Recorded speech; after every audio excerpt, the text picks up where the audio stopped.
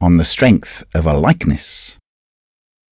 If your mirror be broken, look into still water, but have a care that you do not fall in. Hindu proverb. Next to a requited attachment, one of the most convenient things that a young man can carry about with him at the beginning of his career is an unrequited attachment. It makes him feel important and businesslike and blasé and cynical, and whenever he has a touch of fever or suffers from want of exercise, he can mourn over his lost love and be very happy in a tender twilight fashion. Hannahside's affair of the heart had been a godsend to him. It was 4 years old, and the girl had long since given up thinking of it. She had married and had many cares of her own. In the beginning, she had told Hannahside that, while she could never be anything more than a sister to him, she would always take the deepest interest in his welfare. This startlingly new and original remark gave Hannahside something to think over for 2 years, and his own vanity filled in the other 24 months. Hannahside was quite different from Phil Garron, but nonetheless had several points in common with that far too lucky man. He kept his unrequited attachment by him as men keep a well-smoked pipe, for comfort's sake, and because it had grown dear in the using. It brought him happily through one similar season. Hannahside was not lovely. There was a crudity in his manners and a roughness in the way in which he helped a lady onto her horse that did not attract the other sex to him, even if he had cast about for their favour, which he did not. He kept his wounded heart all to himself for a while. Then trouble came to him. All who go to Simla know the slope from the Telegraph to the Public Works Office. Hannahside was loafing up the hill one September morning between calling hours, when a rickshaw came down in a hurry, and in the rickshaw sat the living, breathing image of the girl who had made him so happily unhappy. Hannahside leaned against the railings and gasped. He wanted to run downhill after the rickshaw, but that was impossible, so he went forward with most of his blood in his temples. It was impossible for many reasons that the woman in the rickshaw could be the girl he had known. She was, he discovered later, the wife of a man from Dindigul or Coimbatore or some out-of-the-way place, and she had come up to Simla early in the season for the good of her health. She was going back to Dindigul or wherever it was at the end of the season, and in all likelihood would never return to Simla again, her proper hill station being Ootacamund. That night, Hannahside, raw and savage from raking up of all old feelings, took counsel with himself for one measured hour. What he decided upon was this, and you must decide for yourself how much genuine affection for the old love and how much a very natural inclination to go abroad and enjoy himself affected the decision. Mrs. Landis Haggart would never, in all human likelihood, cross his path again, so whatever he did didn't much matter. She was marvellously like the girl who took a deep interest, and the rest of the formula. All things considered, it would be pleasant to make the acquaintance of Mrs. Landis Haggart, and for a little time, only a very little time, to make believe that he was with Alice Chisane again. Everyone is more or less mad on one point. Hannahside's particular monomania was his old love, Alice Chisane. He made it his business to get introduced to Mrs. Haggart, and the introduction prospered. He also made it his business to see as much as he could of that lady. When a man is in earnest as to interviews, the facilities which Simla offers are startling. There are garden parties, and tennis parties, and picnics, and luncheons at Annandale, and rifle matches, and dinners, and balls, beside rides and walks, which are matters of private arrangement. Hannahside had started with the intention of seeing a likeness, and he ended up doing much more. He wanted to be deceived, he meant to be deceived, and he deceived himself very thoroughly. Not only were the face and figure of Alice Chisane, but the voice and lower tones were exactly the same, and so were the turns of speech and the little mannerisms that every woman has of gait and gesticulation were absolutely and identically the same. The turn of the head was the same. The tired look in the eyes at the end of a long walk was the same. The stoop and wrench over the saddle to hold in a pulling horse was the same. And once, most marvellous of all, Mrs. Landys Haggart, singing to herself in the next room while Hannah Side was waiting to take her for a ride, hummed, note for note, with a throaty quiver of the voice in the second line, "Poor Wandering One," exactly as Alice Chisane had hummed it for Hannah Side in the dusk of an English drawing-room. In the actual woman herself, in the soul of her, there was not the least likeness, she and Alice Chisane being cast in different moulds. But all that Hannah Side wanted to know, and see, and think about, was this maddening and perplexing likeness of face and voice and manner. He was bent on making a fool of himself that way, and he was in no sort disappointed. Open and obvious devotion for any sort of man is always pleasant to any sort of woman, but Mrs. Landys Haggart, being a woman of the world, could make nothing of Hannah Side's admiration. He would take any amount of trouble, he was a selfish man habitually, to meet and forestall, if possible, her wishes. Anything she told him to do was law, and he was, there could be no doubting it, fond of her company, so long as she talked to him, and kept on talking about trivialities. But when she launched into expression of her personal views and her wrongs, those small social differences that make the spice of Simla's life, Hannah Side was neither pleased nor interested. He didn't want to know anything about Mrs. Landys Haggart or her experiences in the past.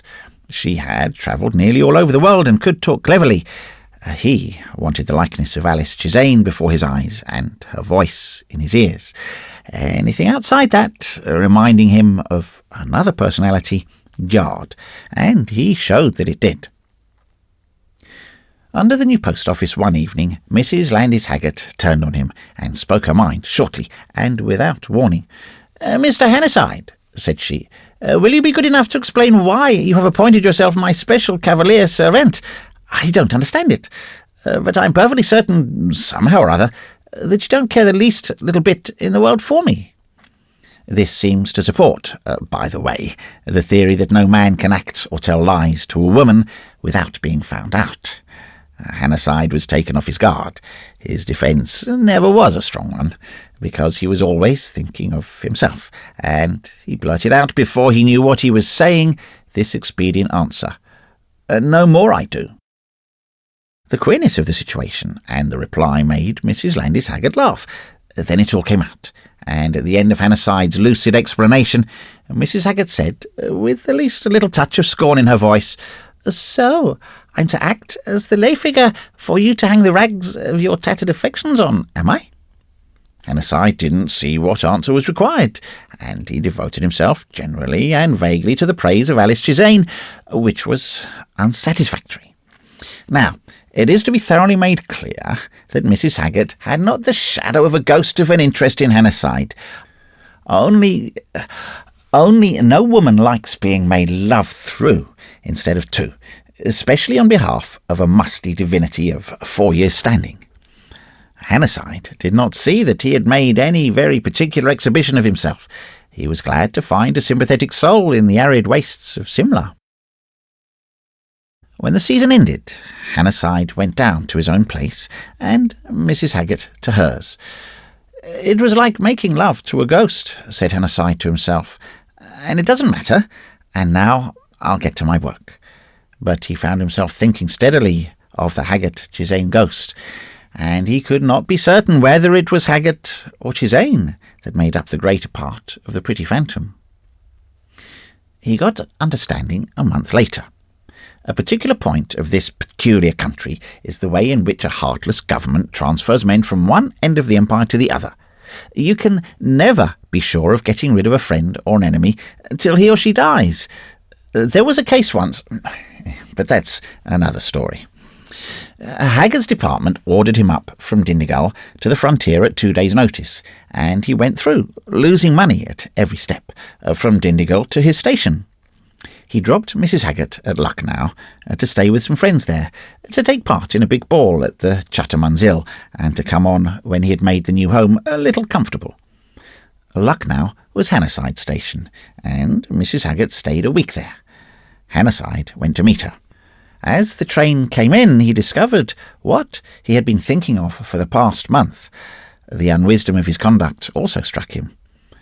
The Lucknow week, with 2 dances and an unlimited quantity of rides together, clinched matters, and Hannasyde found himself pacing this circle of thought. He adored Alice Chisane. At least, he had adored her, and he admired Mrs. Landis Haggett because she was like Alice Chisane. But Mrs. Landis Haggett was not in the least like Alice Chisane, and being 1,000 times more adorable. And now Alice Chisane was the bride of another, and so was Mrs. Landis Haggett, and a good and honest wife too. Therefore he, Hannasyde, was, here he called himself several hard names, and wished that he'd been wise in the beginning. Whether Mrs. Landis Haggett saw what was going on in his mind, she alone knows. He seemed to take an unqualified interest in everything connected with herself, as distinguished from the Alice Chisane likeness, and he said 1 or 2 things which, if Alice Chisane had been still betrothed to him, could scarcely have been excused, even on the grounds of likeness. But Mrs. Haggett turned the remarks aside, and spent a long time in making Hannasyde see what a comfort and pleasure she had been to him, because of her strange resemblance to his old love. Hannasyde groaned in his saddle, and said, "Yes, indeed," and busied himself with preparations for her departure to the frontier, feeling very small and miserable. The last day of her stay at Lucknow came, and Hannasyde saw her off at the railway station. She was very grateful for his kindness and the trouble he had taken, and smiled pleasantly and sympathetically as one who knew the Alice Chisane reason of that kindness. And Hannasyde abused the coolies with the luggage, and hustled the people on the platform, and prayed that the roof might fall in and slay him. As the train went out slowly, Mrs. Landis Haggett leaned out of the window to say goodbye. "On second thoughts, au revoir, Mr. Hannasyde. I go home in the spring, and perhaps I may meet you in town." Hannasyde shook hands, and said very earnestly and adoringly, "I hope to heaven I shall never see your face again." And Mrs. Haggett understood.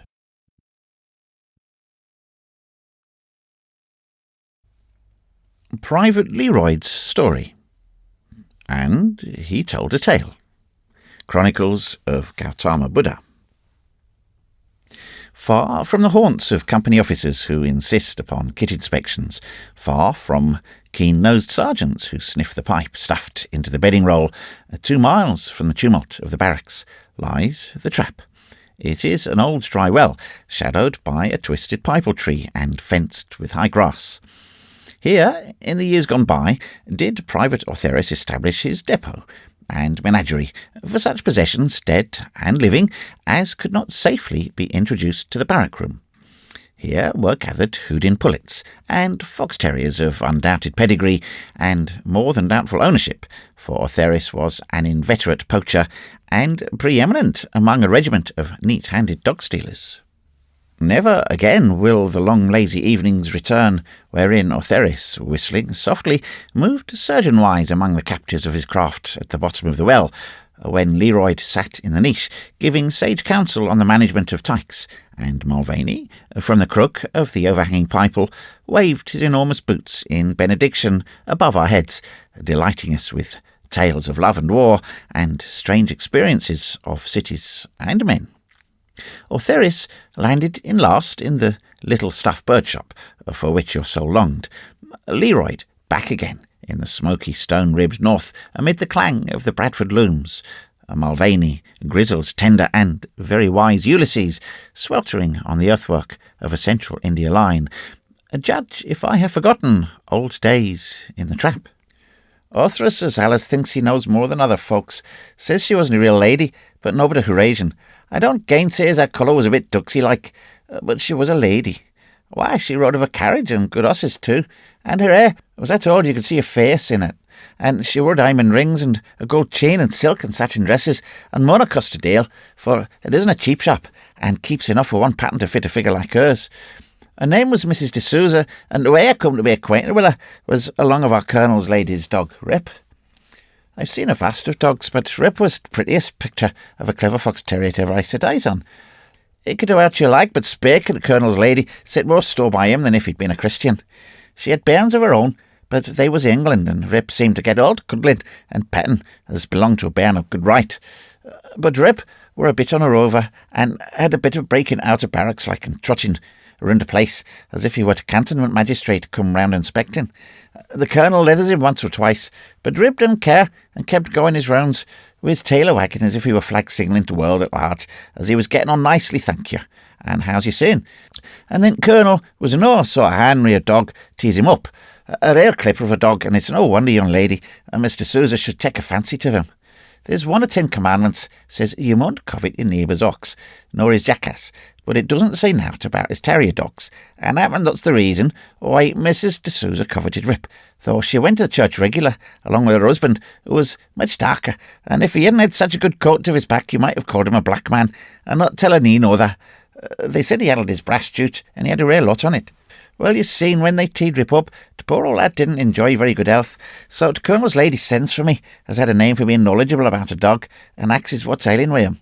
Why, says I, he's getting mopes, and what he wants in his liberty and company like the rest of us will happen a rat or two. Liven him up. It's low, mum, says I. It's rats, but it's nature of a dog, and so is cutting round and meeting another dog or two, and passing time of day, and having a bit of a turn-up with him like a Christian. So, she says a dog won't never fight, and no Christians ever fought. Then what's a soldier for, says I, and I explains to it the contrary qualities of a dog, and when you come to think of it, there's one of the curious things there is, for they learn to behave the sense like gentlemen born, fit for the company. They tell me Twitty herself is fond of a good dog, and knows one when she sees it, as well as anybody. Then, on the other hand, are towing round the other cats and getting mixed up in all manners of blackguardy street rows and killing rats and fighting like devils. Colonel Lady says, well, Leroy, I don't agree with you, but you're right in a way of speaking, and I should like you to take Rip out a walking with you sometimes, but you won't let him fight, no chase cats, nor out horrid, and them was her very words. So, Rip and me goes out a walking of an evening, and he being a dog who did credit to a man, and he catches lots of rats, and we had a bit of a match on in old dry swimming bath at the back of cantonments, and it was none so long before he was bright as a button again. He had a way of flying at them big yellow pariah dogs as if he was harrow off on a bow, and though his weight run out, he took him and suddenly they rolled over like skittles in an alley, and then he stretched after him as if he was a rabbit running. The same with cats. When he could get the cat, I get a running. One evening, him and me was trespassing over a compound wall after one of them mongooses that he'd started on, and it was busy grubbing round a prickle bush, and when we looks up, there was Mrs. de Sousa with a parasol over her shoulder, and was watching us. Oh my, she sings out, there's a lovely dog. Would you let me stroke him, Mr. Soldier? Aye, he would, mum, says I, for he's fond of ladies' company. Come here, Rip, and spake to this kind lady. And Rip, seeing as a mongoose he'd been getting clean away, comes up like gentleman he was, and never a hope was shy or awkward. Oh, you're beautiful, you pretty dog, she says, clipping and chanting a speech in a way them sort of has of their own. I would like a dog like you. You're so very lovely, so awfully pretty. And all that sort of talk. And a dog of sense maybe thinks nowt, although he bides by reason of his breeding. And then I makes him jump over me swagger cane and shake hands and beg and lie dead. And a lot of them tricks as ladies teaches dogs, though I don't hold it with me sen, for it's making a fool of a good dog to do such like. And at long length it comes out she's been throwing sheep's eyes and saying it at Rip for many a day. You see, her childer has grown up, and she'd not much to do, and we're Alice fonder of a dog.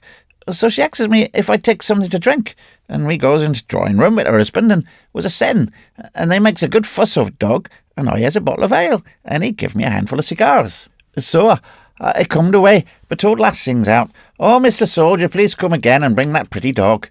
I didn't let it on Colonel's lady about Mrs. de Sousa and Rep. He says nowt nother, and I goes again, and every time there was a good drink and a handful of good smokes, and I tell old lass a heap more about Rep than I'd ever heard, how he took lost prize at London Dog Show and cost £33, 4 shillings from the man that bred him, as his own brother was property of Prince of Wales, and he had a pedigree as long as ducks, and she left it all up, and we were never tired of admiring him. But when old lass took to giving me money, and I said that she were getting fair fond about the dog, I began to suspicion somewhat. Anybody may give a soldier the price of a pint in a friendly way, and there's no harm done. But when it comes to £5 slipped into your hand, sly like, Why, it's what lectioneering follows calls bribery and corruption. Especially when Mrs. D'Souza threw hints how the cold weather would soon be over, and she was going to Munsery Paha, and me was going to Rollpundy, and she would never see Rip any more, unless somebody she knowed on would be kind to her. So he tells Mulvaney and Orthris a tale through beginning to end. "'Tis larceny that wicked old lady manes," says the Irishman. "'Tis felony she's seducing you into me friend Leroyd, but I'll protect your innocence. I'll save you from the wicked wiles of that wealthy old woman, and I'll go with you this evening and speak to her words and truth of honesty. But Jock," says he, wagging his head, "'twas not like ye to keep all that good drink from them fine cigars to yourself, when Orthris here and me have been prowling round with throats as dry as lime kilns, and nothing to smoke but canteen plug. 'Twas a dirty trick to play on a comrade, for why should ye, Leroy, be balancing yourself on the butt of a satin chair, as if Terence Mulvaney was not equal of anybody who trades in dirt? Let alone me," sticks in Orthris, "but that's like life.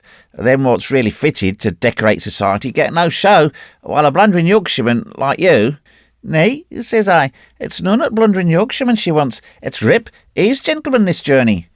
So, next day, Mulvaney and Rip and me goes to Mrs. D'Souza's, and the Irishman being strangers and he were a bit shy at first.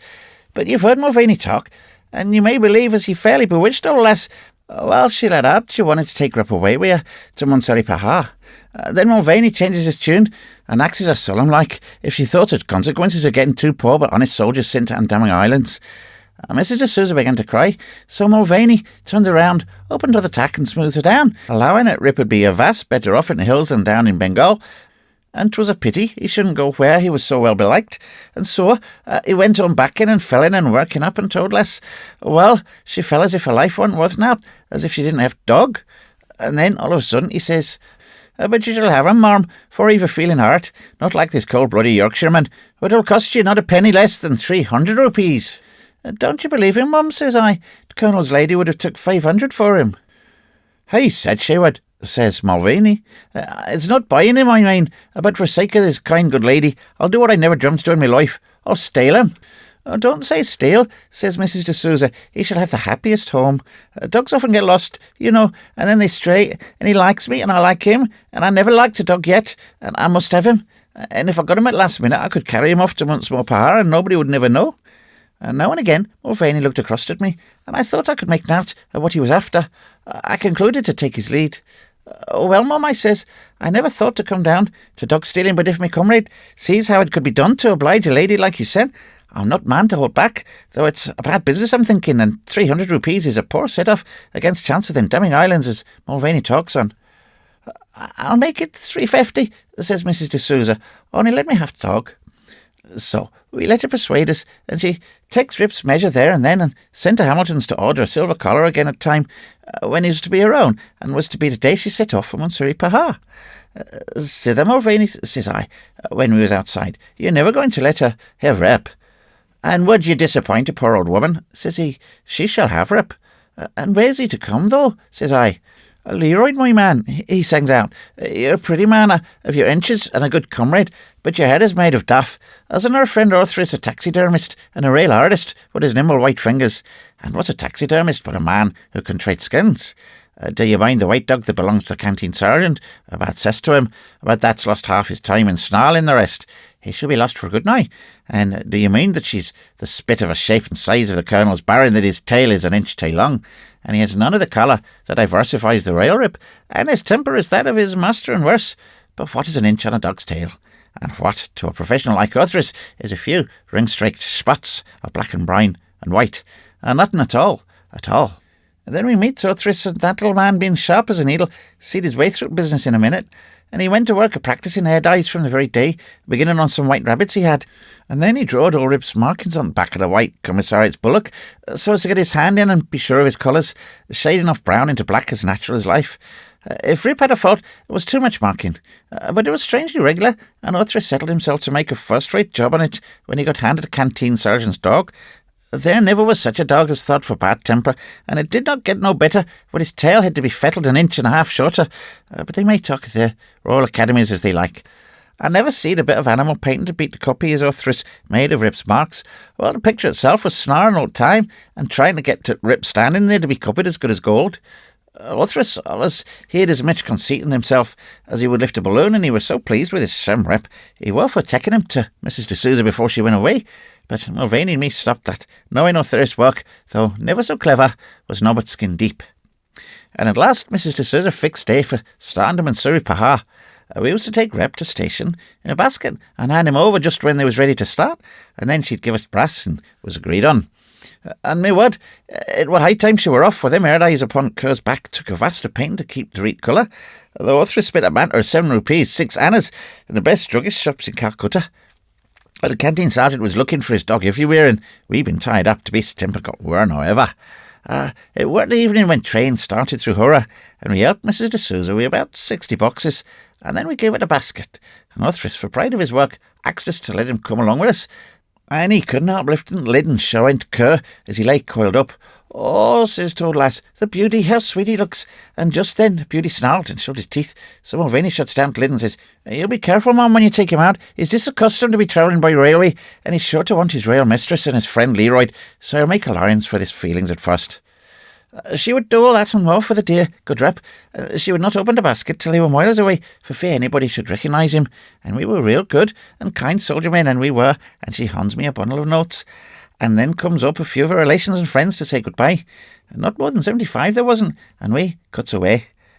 What come to 350 rupees, that's what I can scussins tell you, but we melted it. It was share and share alike, for Mulvaney said, "If Leroy got hold of Mrs. de Souza first, sure, 'twas I that remembered the sergeant's dog just in the nick of time, and Uthras was the artist of genius that made a work of art out of that ugly piece of ill nature.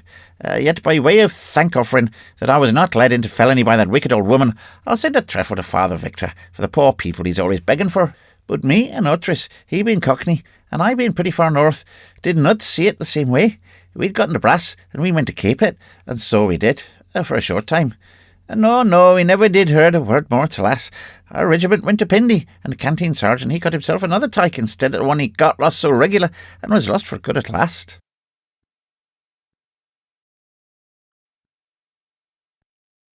Wrestley of the Foreign Office. I closed and drew for my love's sake, that now is false to me, and I slew the reaver of Tarrant Moss, and set the many free. And ever they give me praise and gold, and ever I moan my loss, for I struck the blow for my false love's sake, and not for the men of the moss. Tarrant Moss. One of the many curses of our life in India is the want of atmosphere in the painter's sense. There are no half-tints worth noticing. Men stand out, all crude and raw, with nothing to tone them down and nothing to scale them against. They do their work, and grow to think that there is nothing but their work, and nothing like their work, and that they are the real pivots on which the administration turns. Here is an instance of this feeling. A half-caste clerk was ruling forms in a pay office. He said to me, "Do you know what would happen if I added or took away one single line on this sheet?" Then, with the air of a conspirator, "It would disorganize the whole of the Treasury payments throughout the whole of the Presidency circle. Think of that." If men had not this delusion as to the ultra-importance of their own particular employments, I suppose they would sit down and kill themselves. But their weakness is wearisome, particularly when the listener knows that he himself commits exactly the same sin. Even the Secretariat believes that it does good when it asks an overdriven executive officer to take a census of wheat weevils through a district of 5,000 square miles. There was a man once in the Foreign Office, a man who had grown middle-aged in the department, and was commonly said, by irreverent juniors, to be able to repeat Aitchison's treatise and synods backward in his sleep. What he did with his stored knowledge only the secretary knew, and he, naturally, would not publish the news abroad. This man's name was Wrestley, and it was the shibboleth in those days, to say, "Wrestley knows more about the Central Indian States than any living man."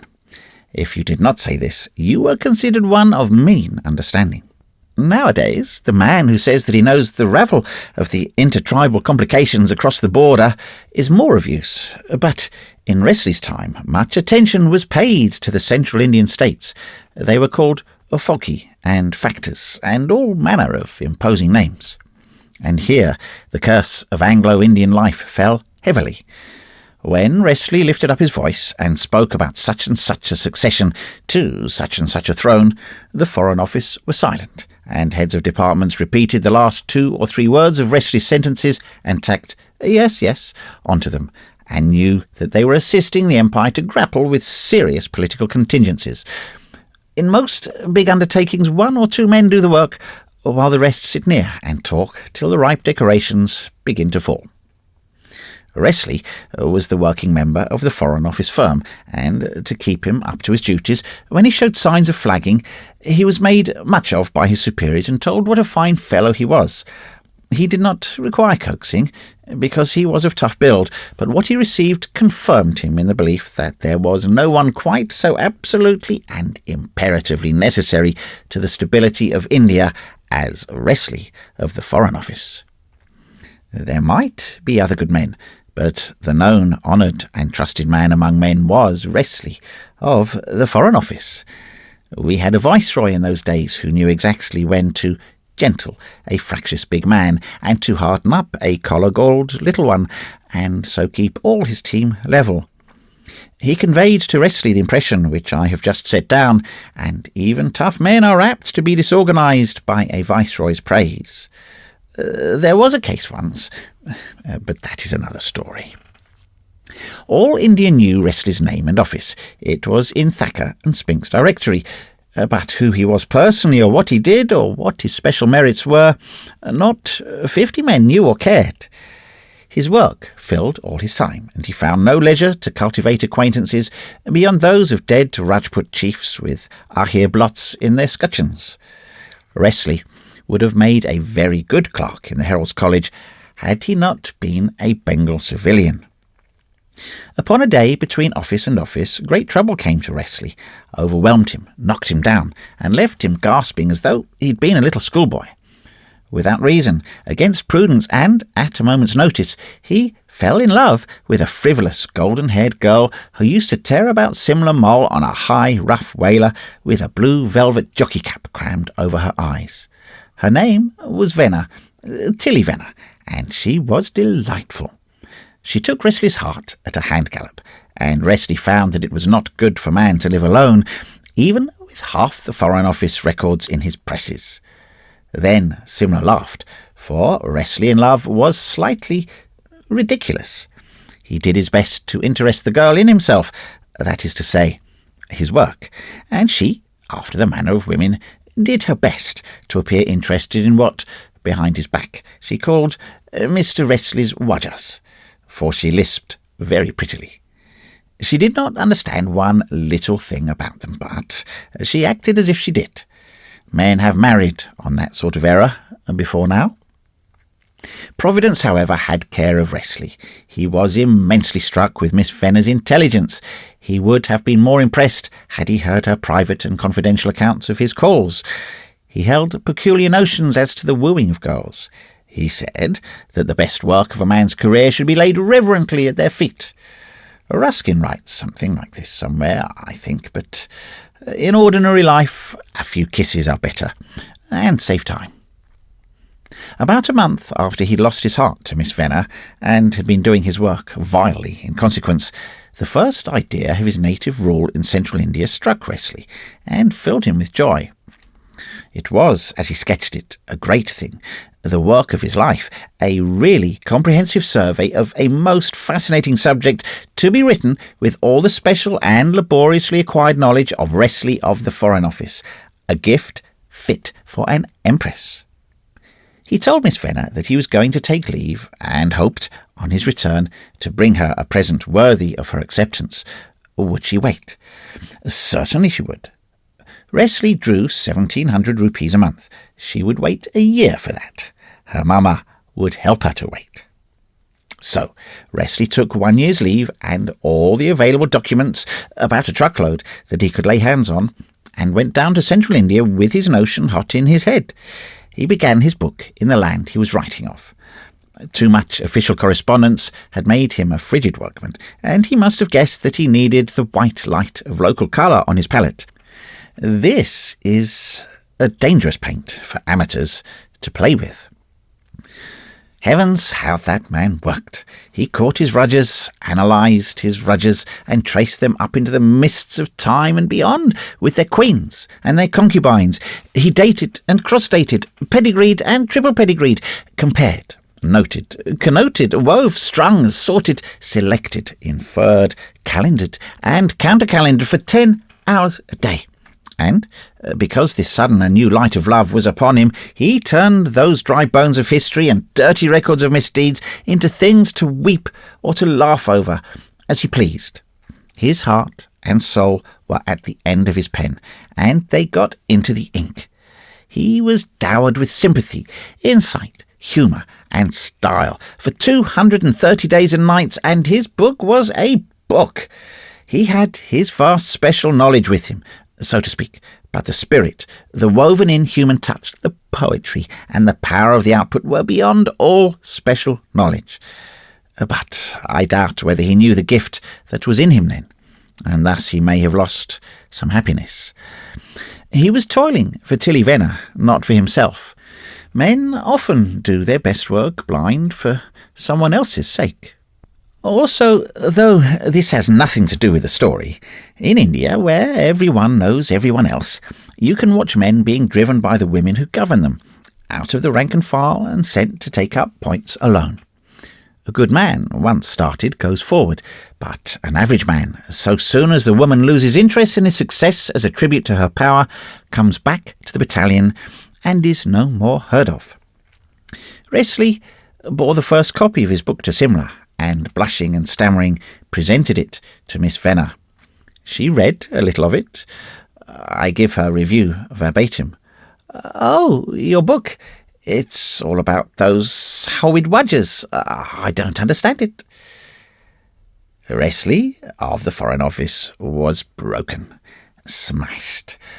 I'm not exaggerating, by this one frivolous little girl.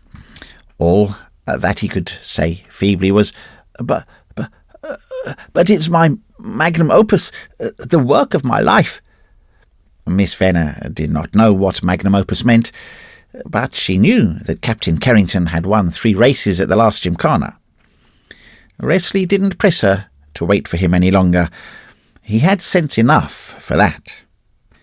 Then came the reaction after the year's strain, and Wesley went back to the Foreign Office and his Wudgers, a compiling, gazetting, report-writing hack who would have been dear at 300 rupees a month.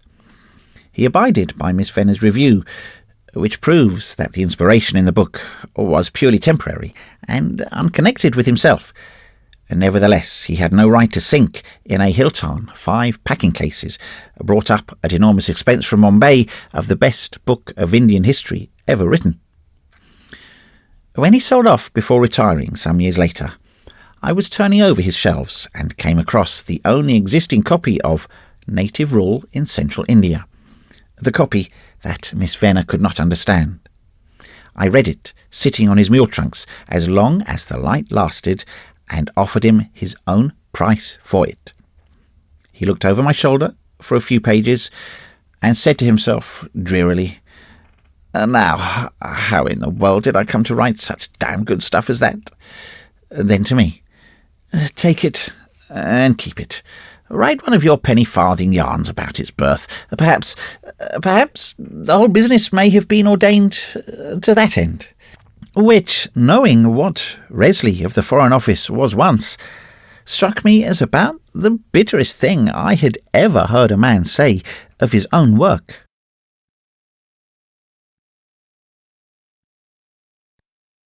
The Solid Muldoon. "Did ye see John Malone with his chain and brand new hat? Did ye see how he walked with his grand aristocrat? There was flags and banners waving high, and dress and style was shown, but the best of all the company was Mr. John Malone." John Malone.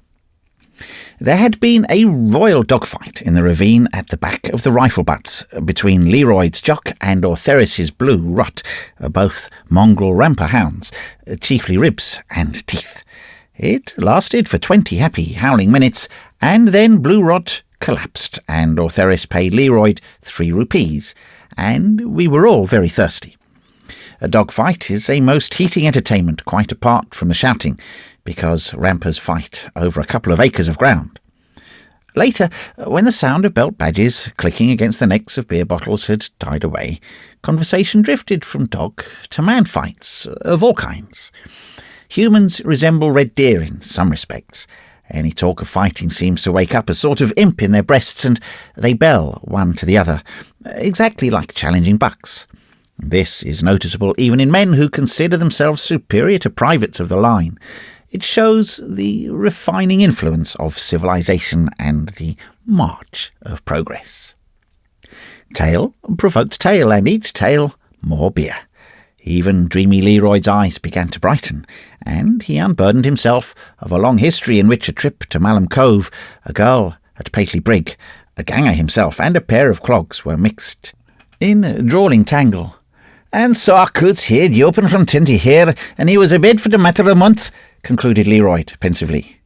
Mulvaney came out of reverie. He was lying down and flourished his heels in the air. "You're a man, Leroy," said he critically, "but you've forgotten with men, and that's an everyday experience.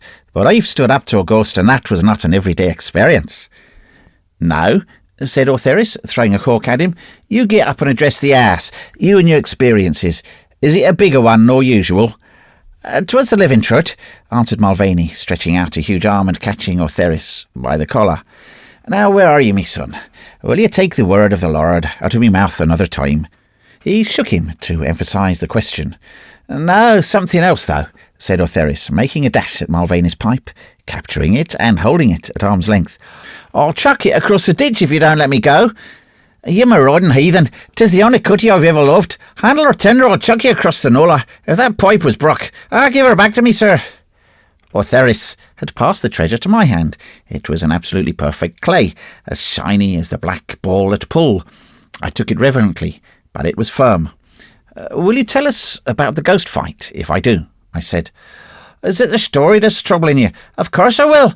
I meant to all along. I was only getting it me own way, as Pop Douglas said when they found him, trying to ram a cartridge down the muzzle. Arteris, full away." He released the little Londoner, took back his pipe, filled it, and his eyes twinkled. He has the most eloquent eyes of anyone that I know. "Did I ever tell ye," he began, "that I wasn't the devil of a man?" "You did," said Leroy, with a childish gravity that made Ortheris yell with laughter, for Mulvaney was always impressing upon us his great merits in the old days. "Did I ever tell ye," Mulvaney continued calmly, "that I was once more of a devil than I am now?" "Maria, you don't mean it," said Ortheris. "When I was a corporal, I was reduced afterward, but as I was saying, when I was a corporal, I was a devil of a man." He was silent for nearly a minute, while his mind rummaged among old memories, and his eye glowed. He bit upon the pipe stem and charged into his tale. They was great times. I'm old now. Me hides wore off in patches. Sin 3 gauze disconceited me, and I'm a married man too. But I've had me day. And nothing can take away the taste of that. Oh, me time passed, when I put me foot through every living one of the 10 Commandments, between reveille and lights out, blew the froth off a pewter, wiped me moustache with the back of me hand and slept on it, all as quiet as a little child. But it's over. That's over, and 'twill never come back to me. No, though I prayed for a week of Sundays. Was there anyone in the old regiment to touch Corporal Tarrant Mulvaney when that same was turned out for Sirotkin? I never met him. Every woman that was not a witch was worth the running after in those days, and every man was me dearest friend, or I'd strip to him and we knew which was the better of the two. When I was corporal, I would not have changed with the colonel, nor yet the commander-in-chief. I would have been sergeant. There was nothing I would not buy. Mother of heaven, look at me. What I'm now. We was quartered in a big cantonment. 'Tis no matter of use naming names, for it might not have the barracks disreputation, and I was the emperor of the earth to me own mind, and 1 or 2 women thought the same. Small blame to them. After we had lain there a year, Bragan, the colour sergeant of E Company, went and took a wife that was a lady's maid to come big lady in the station. She's dead now, is Annie Bragan, died in childbed at Kirpital, or it may have been Almora. 7, 9 years gone, and Bragan he married again. But she was a pretty woman when Bragan introduced her in cantonment society. She had eyes like the brine of a butterfly's wing, wherein the sun catches it, and a waist no thicker than me arm, and a little soft button of a mouth. I would have gone through all Asia, bristling with bayonets to get the kiss of her. And her hair was as long as the tail of the Colonel's charger. Oh, forgive me mentioning that blundering beast in the same mouthful with Annie Bregan. But 'twas all sun gold in time, and was when it was more'n diamonds to me. There was never a pretty woman yet, and I've struck with a few could open the door to Annie Bregan. It was in the Catholic chapel. I saw her first, me eye roiling round, as usual, for what was to be seen. You're too good for bragging, me love, thinks I to myself. But that's a mistake, I could put straight, or me name is not Terrance Mulvaney. Now, take me word for it, you Orthris there in Leroyden keep out of the married quarters, as I did not. No good ever comes of it, and there's always a chance of you being found with your face in the dirt, a long picket in the back of your hand, and your hands playing fifes on the tread of another man's doorstep. 'Twas so we found O'Hara, he that Rafferty killed 6 years gone, when he went to his death with his hair oiled, whistling a Larry O'Rourke between his teeth. Keep out of the married quarters, I say, as I do not. 'Tis unwholesome, 'tis dangerous, and 'tis everything else that's bad, but, oh my soul, 'tis sweet while it lasts. I was always hanging about there when I was off duty and bragging wasn't, but never a sweet word beyond ordinary did I get from Annie Bregan. 'Tis a perversity of the sect, says I to myself, and give me cap another cock in me head and straighten me back. 'Twas the back of a drum major in those days, and went off though. I did not care with all the women in the married quarters laughing. I was persuaded more boys are, I'm thinking, that no woman born of woman could stand against me if I held up my little finger. I had reason for thinking that way, till I met Annie Bregan. Time and again, when I was blending herring in the dusk, a man would go past me as quiet as a cat. That's queer, thinks I, for am I? Or should I be the only man in these parts? Now what devilment can Annie be up to? Then I called myself a blackguard for thinking such things, but I thought them all the same, and that, mark ye, is the way of a man.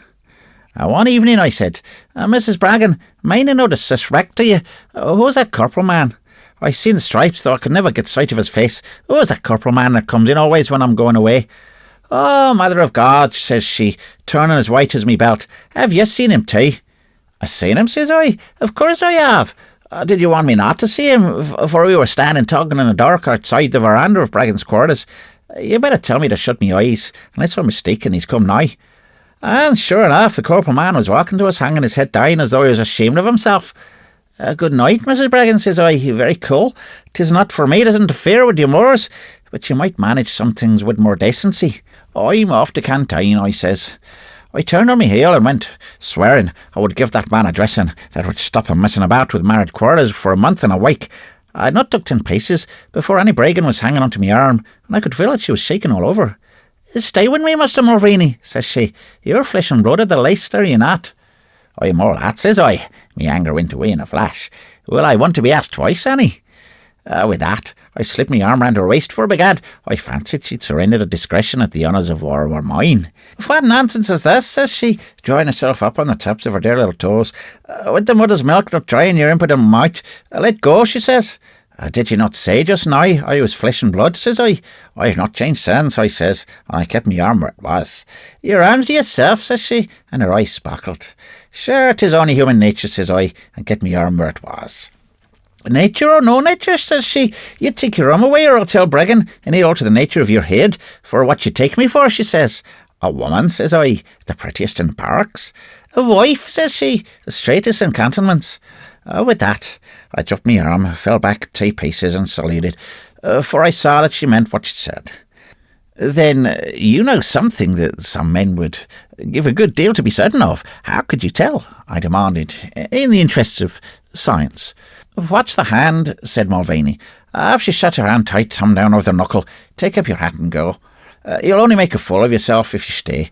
But if the hand lays open in the lap, or if you see her trying to shut it, and she can't, go on, she's not past reasoning with. Well, as I was saying, I fell back, saluted, and was going away. Stay with me, she says. Look, he's coming again. She pointed me to the veranda, and by the height of impertinence, the corporal man was coming out of Bragan's quarters. He's done that these 5 evenings past, says Annie Bregan. Oh, what will I do? He'll not do it again, says I, for I was fighting mad. I keep away from a man that has a trifle crust in love, for the fever's died down. He really is like a brute beast. We went up to the man in the veranda, meaning as sure as I sit to knock the life out of him. He slipped into the open. What you doing philandering about here, you scum of the gutter, says I, polite to give him his warning, for I wanted him ready. He never lifted his head, but says all mournful and melancholious, as if he thought I'd be sorry for him. I can't find her, says he. My trust, says I, you've lived too long. You and your seekings and finding in a decent married woman's quarters. Hold up your head, you frozen thief of Genesis, says I, and you'll find you wanting more. But he never held up, and I let go from the shoulder to where the hair is short over the eyebrows. That'll do your business, says I. But I nearly did mine instead. I put me body weight behind the blow, but it did nothing at all, and near put me shoulder out. The corporal man was not there, and Annie Bregan, who had been watching from the veranda, throws up her heels and carries on like a cock within his neck's rung by a drummer's boy. I went back to her, for a living woman, and a woman like Annie Bregan is more than a parade ground full of ghosts. I'd never seen a woman faint before, and I stood like a stuck calf, asking her whether she was dead and praying for that love of me, and the love of her husband, and the love of the Virgin, to open her blessed eyes again, and calling myself all the names under the canopy of heaven for plaguing her weed miserable amours, when I ought to have stood between her and this corporal man that had lost the number of his mess. I misremember what nonsense I said, but it was not so far gone that I could not hear a foot on the dirt outside. 'Twas Bregan coming in, and by the same token, Annie was coming too. I jumped to the far end of the veranda and looked as if butter wouldn't melt in me mouth. But Mrs. Quinn, the quartermaster's wife that was, had told Bregan about me hanging around Annie. I'm not pleased with you, Mulvaney, says Bregan, unbuckling his sword, for he'd been on duty. That's bad hearing, I says, and I knew the pickets were driving in. What for, Sergeant, says I. Come outside, says he, and I'll show you why. I'm willing, I says, but me stripes are none so old that I can afford to lose him. Tell me now, who do I go out with, says I. He was a quick man and just and saw what I'd be after. With Mrs. Bregan's husband, says he. He might have known by asking me that favour I'd done him no wrong. We went to the back of the arsenal and I stripped to him, and for 10 minutes 'twas all I could do to prevent him killing himself against me fists. He was mad as a dumb dog, just frothing with rage, but he'd no chance with me in the reach of learning or anything else. Will you hear reason, says I, when his first wind was run out. Not while I can see, says he. That I gave him both, one after the other, smashed through the low guard that he'd taught when he was a boy, and the eyebrow shut down on the cheekbone like a wing of a sick crow. Will you hear reason now, you brave man, says I. Not while I can speak, says he, staggering up blind as a stump. I was loath to do it, but I went around and swung in the jaw side and shifted a half pace to the laugh. Will you hear reason now, says I. I can't keep my temper much longer, and 'tis like I will hurt ye. Not while I can stand, he mumbles out of a corner of his mouth. So I closed and threw him, blind, dumb and sick, and jammed the jaw straight. You're an old fool, Mr. Bregan, says I. You're a young thief, says he, and you've broke me heart, you and Annie Petunia. And then he began crying like a child as he lay. I was sorry he'd never been before. 'Tis an awful thing to see a strong man cry. I'll swear on the cross, says I. I care for none of your oaths, says he. Come back to your quarters, says I, and if you don't believe the living begad, you shall listen to the dead, I says. I hoisted him and took him back to his quarters. Mrs. Bregan, says I, here's a man that you can cure quicker than me. You've shamed me before me wife, you Empress. Have I so, says I. By the look on Mrs. Bregan's face, I think I'm dressing down far worse than I gave ye. And I was. Annie Bregan was wild with indignation. There was not a name in that decent woman could use that was not given my way. I've had me colonel walk round me like cup around a cask for 15 minutes, only room, because I went out the corner shop an unstrapped lunatic. But all that I ever took from his rasp of a tongue was a ginger pop to what Annie told me, and that, mark ye, is the way of a woman. Well, it was done for want of a breath, and Annie was bending over her husband. I says, "'Tis all true, and I'm obliged, and you're an honest woman, but will you tell him of one service that I did ye?" As I finished speaking, the corporal man came up to the veranda, and Annie Bregan squealed. The moon was up, and we could see his face. "I can't find us," says the corporal man, and went out like the puff of a candle. "Saints stand between us and evil," says Bregan, crossing himself. "That's Flahy of the Tyrone." "Who was he?" says I, for he was giving me a deal of a fighting this day. Bregan told us that Flahy was a corporal who lost his wife of cholera in those quarters 3 years gone, and went mad in walks, and after they buried him hunting for her. "Well," says I to Bregan, "he's hooking out the purgatory to keep company with Miss Bregan every evening for the last fortnight. You may tell Mrs. Quinn with me love, for I know that she's been talking to you, and you've been listening, that she ought to understand the diff twixt between a man and a ghost. She's had 3 husbands," says I, "and you've got a wife for good, for you, instead of which you liable to be buried by ghosts and all manner of evil spirits. I'll never go talking in the way of politeness to a man's wife again. Good night to you both, says I. And with that I went away, having fought with woman, man, and devil in all the heart of an hour. By the same token, I give Father Victor 1 rupee to say a mass for Flahy's soul, me having discommoded him by sticking me fist into his system. Your ideas of politeness seem rather large, Mulvaney, I said. That's as ye look at it, said Mulvaney calmly. Any Bregan never cared for me. For all that, I did not want to leave anything behind me that Bregan could take hold of to be angry with her about. With an honest word could have cleared it all up. There's nothing like up and spiking. There's ye, Scott, let me put me eye in the bottle, for me throat's as dry as when I thought I would get a kiss from Annie Bregan, and that's 14 years gone. Yah, Cook's on city and the blue sky above it, and the times it was. The times that was.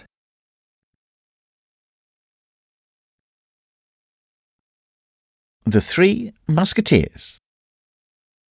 And when the war began, we chased the bold Afghan, and we made the blooming Ghazi for to flee, boys oh. And we marched into Kabul, and we took the Bala Issa, and we taught 'em to respect the British soldier. Barrack Room Ballad. Mulvaney, Ortheris and Leroyd are privates in B Company of a line regiment, and personal friends of mine. Collectively, I think, but I'm not certain, they are the worst men in the regiment, so far as genial blackguardism goes. They told me this story. In the Umballa refreshment room while we were waiting for an up train. I supplied the beer. The tale was cheap, at £1.5 gallons. All men know Lord Benira Trigg. He is a duke, or an earl, or something unofficial, also a peer, also a globetrotter. On all 3 accounts, as Ortheris says, he didn't deserve no consideration. He was out in India for 3 months collecting materials for a book on our Eastern impedimenta, and quartering himself upon everybody, like a Cossack in evening dress. His particular vice, because he was a radical, men said, was having garrisons turned out for his inspection. He would then dine with the officer commanding and insult him across the mess table about the appearance of the troops. That was Benira's way. He turned out troops once too often. He came to Helentharmy cantonment on a Tuesday. He wished to go shopping in the bazaars on Wednesday, and he desired the troops to be turned out on a Thursday. On a Thursday. The officer commanding could not well refuse, for Benira was a lord. There was an indignation meeting of subalterns in the mess room to call the colonel pet names. But the rail demonstration, said Mulvaney, was in Bay Company barrack. We 3 hadn't it. Mulvaney climbed onto the refreshment bar, settled himself comfortably by the beer, and went on. When the rye was at its finest and B Company was for going out to murder this man Thrigg on the parade ground, Leroyd here takes up his helmet and says, what was it you said? I said, said Leroy, Gis brass, take up a subscription, lads, for to put off the parade, and if parade's not put off, I'll get the brass back again. That's what I said. All B Company knowed me. I took up a big subscription, 4 rupees, 8 annas 'twas, and I went out to turn out job over. Mulvaney and Ortheris come with me. We 3 raises the devil in couples generally, explained Mulvaney. Here Ortheris interrupted. Have you read the papers? Said he. Sometimes, I said. We had read the papers, and we put up a faked decoy, a seduction. Abduction, ye cockney, said Mulvaney. Abduction or seduction, no great odds. Anyhow, we arranged to take and put Mr. Benira out of the way till Thursday was over, or he's too busy to rux himself about the parades. He was the man what said, I will make a few rupees off of the business. We held a council of war, continued Mulvaney, walking round by the artillery lines. I was president, Leroyd was Minister of Finance, and little Ortheris here was a blooming Bismarck. He made his old show pay. This interfering bit of a Benira man, said Mulvaney, did the trick for us himself. For on my soul, we had a notion of what was to come after the next minute. He was shopping in the bazaar on foot. 'Twas drawing dusk then, and we stood watching the little man opening an eye to the shops, trying to introduce the niggers to mull him his bat. Presently, he strolls up, his arms full of truck, and he says in a consequential way, sticking eye to his little belly, me good man, says he, have you seen the colonel's brush? A brush, says Leroyd. There's no brush here, no but a hicker. What's that, says Threg. Leroyd shies him one down the street, and he says, "How truly oriental, I will ride on a hecker." I saw then that our regimental saint was a forgiving Threg over to a snick and brisket. I pursued a hecker, and I says to the driver devil, I says, "You black limb, there's a sahib coming for this hecker. He wants to go to Jildy, to the Patsy Jill. 'Twas about 2 miles away, to shop Snape Cheeria. You drive Jinham, Kermarfic, Malum, like hell. 'Tis no manner of use bucking to the sahib, because he doesn't samjo your tack.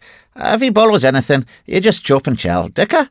Go Asti for the first hour a mile from cantonments, then chell. Satan you Kermarfic, and the chupa you chups and the charlie you chells, the better cushy will that sahib be, and here's a rupee for you." The hecker man knew there was something out of the common in the air. He grinned and says, "But Archie, I'm going damn fast. I prayed the colonel's brush wouldn't arrive till me darling Benera, by the grace of God, was under way." The little man put his truck in the hecker and scuttles in like a fat guinea pig, never offering us the price of a drink for a service and helping him home. "He's off to Padsahi jail," says I to the others. Ortheris took up the tale. Just then, little Baldo came up, who was the son of one of the artillery grooms. He would have made a heavenly newspaper boy in London, being sharp and fly to all manner of games.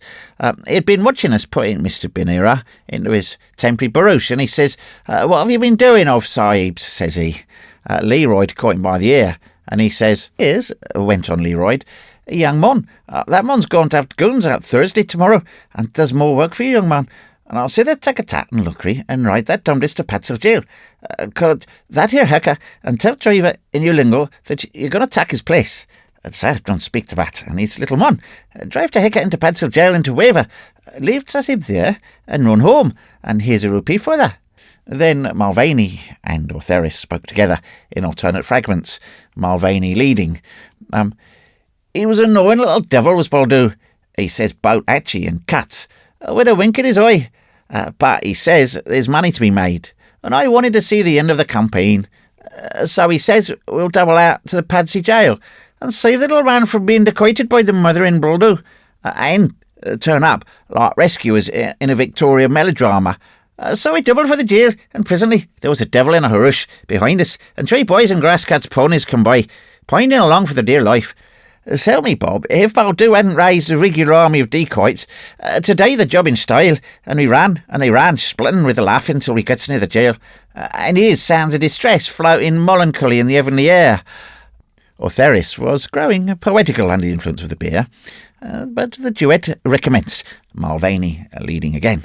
Then we heard Baldo the dacoit shouting to the hecker man, and one of the young devils brought a stick down on the top of the hecker cover, and Benera Threg inside bawled murder at death, and Baldo takes the reins and drives like mad for the jail, having dispersed the hecker driver. "Oh, come up to us, and he says he, that sahib's now mad with funk. What devil's work have you let me into?" "All right," says we. "You catch that there pony and come along. This sahib's been decoited, and we're going to rescue him." Says the driver, "Decoits? What decoits?" "That's Baldo the budmash." "Baldo, be sure," says we. "'Tis a wild dissolute paithen from the hills. There's about 8 of 'em, course, in the sahib. You remember that, and you'll get another rupee." Then we heard the whop, whop, whop of the hecker turning over, and a splash of water, and the voice of Benera Threg calling upon God to forgive his sins. And Baldo and his friends squattering in the water, like boys in the Serpentine. Here the 3 musketeers retired simultaneously into the beer. "Well, what came next?" said I. "What next?" answered Mulvaney, wiping his mouth. "Would you let the bold soldier boys have the ornament of the House of Lords to be joined and decoited in a jail? We formed line of quarter column, and we descended upon the enemy. For the better part of 10 minutes you could not hear yourself speak. The tattoo was screaming and chewing with Benera Threg and Baldoon's army, and the sticks was whistling round the hecker, and Ortheris was beating the hecker cover with his fisties, and Leroyd yelling, 'Look out for their knives,' and me cutting into the dark right and left, dispersing army corps over the pathans. Holy Mother of Moses, 'twas more desperate than armied Kyle with Maywood thrown in. After a while Baldo and his boys flees. Have you ever seen a real live lord trying to hide his nobility under her foot and half of brine swamp water? 'Tis a living image of a water carrier's goatskin with the shivers. It took some time to persuade my friend Benera he was not disemboweled, and more time to get out the hicker. The driver came up after the battle, swearing he took a hand in repulsing the enemy.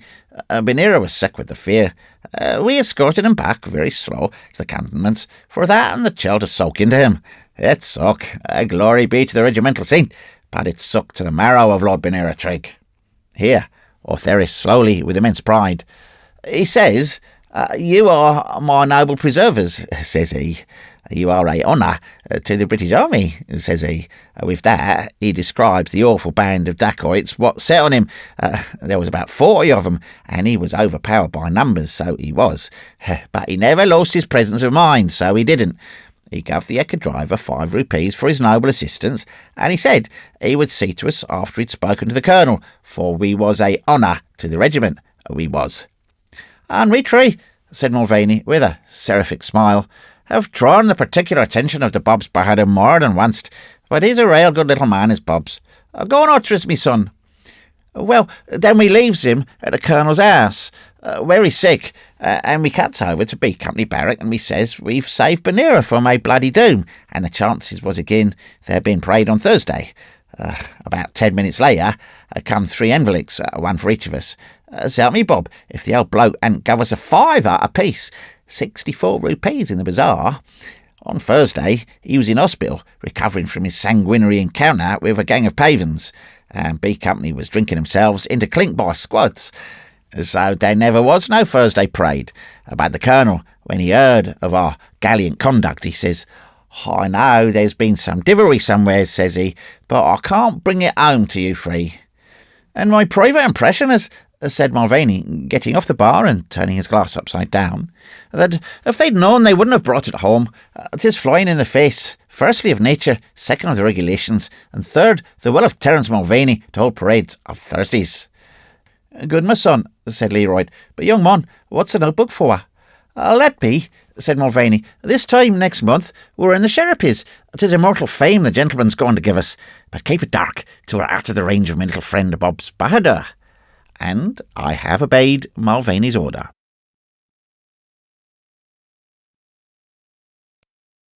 Beyond the Pale. Love heeds not caste, nor sleep a broken bed. I went in search of love, and lost myself. Hindu Proverb. A man should, whatever happens, keep to his own caste, race, and breed. Let the white go to the white, and the black to the black. Then, whatever trouble falls is in the ordinary course of things, neither sudden, alien, nor unexpected. This is the story of a man who wilfully stepped beyond the safe limits of decent everyday society and paid for it heavily. He knew too much in the first instance, and he saw too much in the second. He took too deep an interest in native life, but he will never do so again. Deep away in the heart of the city, behind Jitha Megji's Basti, lies Amirnath's Gully, which ends in a dead wall pierced by one grated window. At the head of the gully is a big cow byre, and the walls on either side of the gully are without windows. Neither Sashit Singh nor Gower Chand approve of their womenfolk looking into the world. If Durga Charan had been of their opinion, he would have been a happier man today, and little Bizceza would have been able to knead her own bread. Her room looked out through the grated window into the narrow, dark gully, where the sun never came and where the buffaloes wallowed in the blue slime. She was a widow, about 15 years old, and she prayed the gods day and night to send her a lover, for she did not approve of living alone. One day the man, Trijago his name was, came into Amirnath's gully on a nameless wandering, and after he had passed the buffaloes, stumbled over a big heap of cattle food. And then he saw that the gully ended in a trap, and heard a little laugh from behind the grated window. It was a pretty little laugh, and Trijago, knowing that, for all practical purposes, the old Arabian Nights are good guides, went forward to the window and whispered that verse of the love song of Hardial, which begins, Can a man stand upright in the face of the naked sun, or a lover in the presence of his beloved? If my feet fail me, O heart of my heart, am I to blame, being blinded by the glimpse of your beauty? There came the faint chink of a woman's bracelet from behind the grating, and a little voice went on with a song at the 5th verse. Alas, alas, can the moon tell the lotus of her love, when the gate of heaven is shut and the clouds gather for the rains? They have taken my beloved and driven her with the pack horses to the north. There are iron chains on the feet that were set on my heart. Call to the bowmen to make ready. The voice stopped suddenly, and Trejago walked out of Amir Nath's gully, wondering who in the world could have capped the love song of Hardial so neatly. Next morning, as he was driving to office, an old woman threw a packet into his dog-cart. In the packet was the half of a broken glass bangle, 1 flower of the blood-red duck, a pinch of busa, or cattle food, and 11 cardamoms. That packet was a letter, not a clumsy compromising letter, but an innocent, unintelligible lover's epistle. Trejago knew far too much about these things. As I have said, no Englishman should be able to translate object letters, but Trejago spread all the trifles on the lid of his office box and began to puzzle them out. A broken glass bangle stands for a Hindu widow, all India over, because when her husband dies, a woman's bracelets are broken on her wrists. Trejago saw the meaning of the little bit of the glass. The flower of the duck means diversely desire, come, right, or danger, according to the other things with it. 1 cardamom means jealousy, but when any article is duplicated in an object letter, it loses its symbolic meaning and stands merely for one of a number indicating time, or if incense, curds, or saffron be sent also, place. The message ran then, a widow, dak, flour, and busa at 11 o'clock. The pinch of busa enlightened Trejago. He saw, this kind of letter leaves much to instinctive knowledge, that the busa referred to the big heap of cattle food over which he had fallen in Amir Nath's gully, and that the message must come from the person behind the grating, she being a widow. So the message ran then, a widow in the gully, in which is a heap of busa, desires you to come at 11 o'clock. Trejago threw all the rubbish into the fireplace and laughed. He knew that men in the East do not make love under windows at 11 in the forenoon, nor do women fix appointments a week in advance. So he went that very night at 11 into Amir Nath's gully, clad in a burqa, which cloaks a man as well as a woman. Directly the gongs of the city made the hour, the little voice behind the grating took up the love song of Hardial. At the verse where the Panthan girl calls upon Hardial to return, the song is really pretty in the vernacular. In English, you miss the wail of it. It runs something like this. Alone upon the housetops to the north, I turn and watch the lightning in the sky. The glamour of thy footsteps in the north come back to me, beloved, or I die. Below my feet the still bazaar is laid, far, far below the weary camels lie. The camels and the captives of thy raid come back to me, beloved, or I die. My father's wife is old and harsh with years, and drudge of all my father's house am I. My bread is sorrow and my drink is tears. Come back to me, beloved, or I die.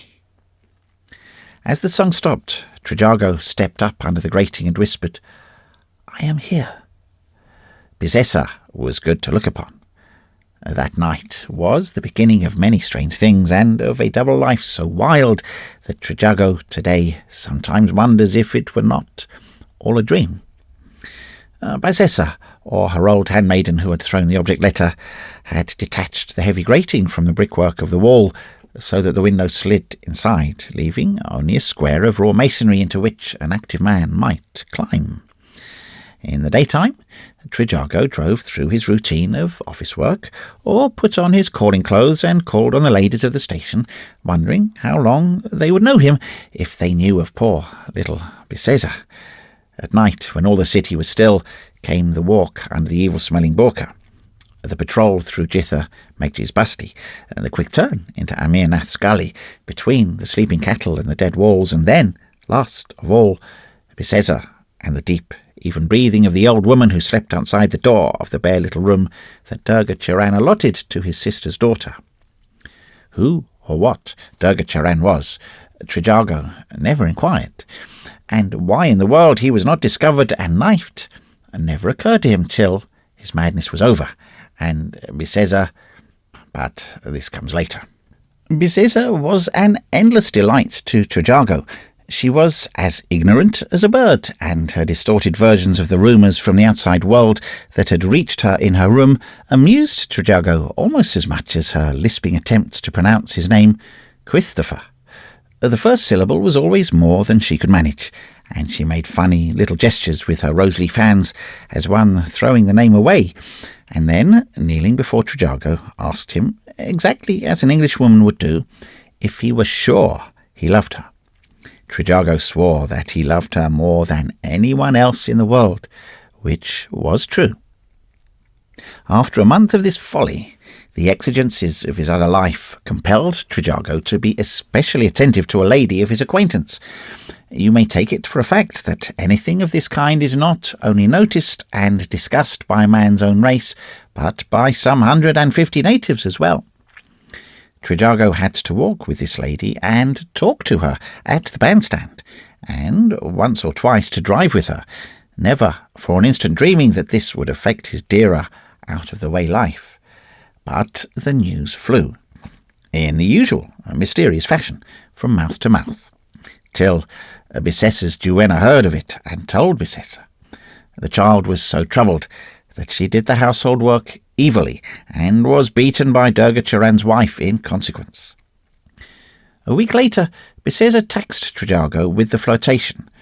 She understood no gradations and spoke openly. Trejago laughed, and Bisesa stamped her little feet light as marigold flowers that could lie in the palm of a man's one hand.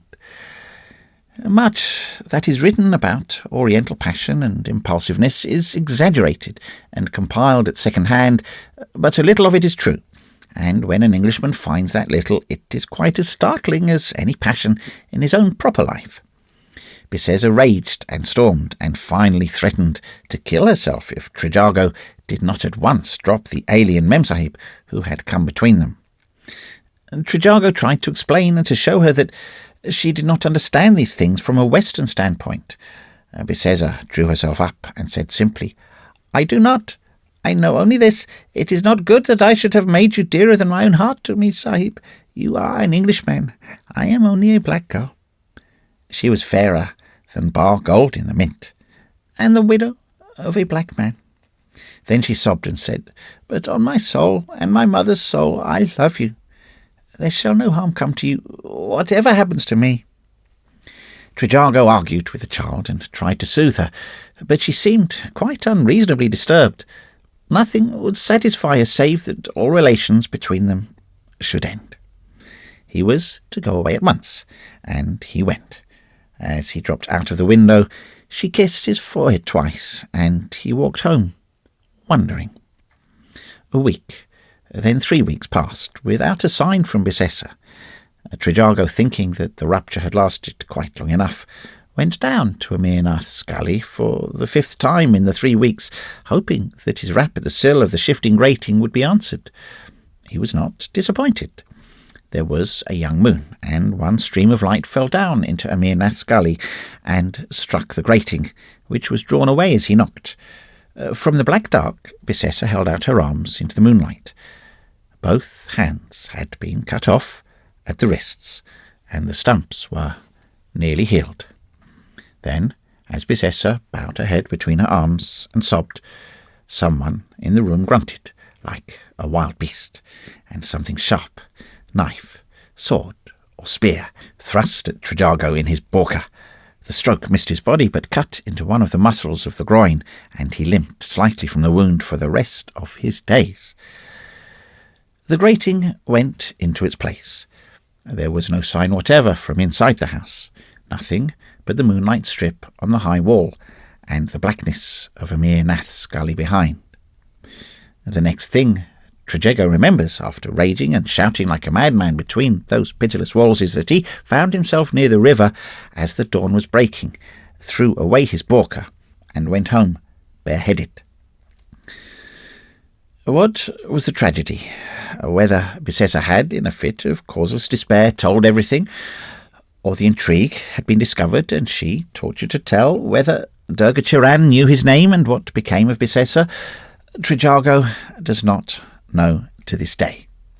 Something horrible had happened, and the thought of what it must have been comes upon Trejago in the night now and again, and keeps him company till the morning. One special feature of the case is that he does not know where lies the front of Durga Charan's house.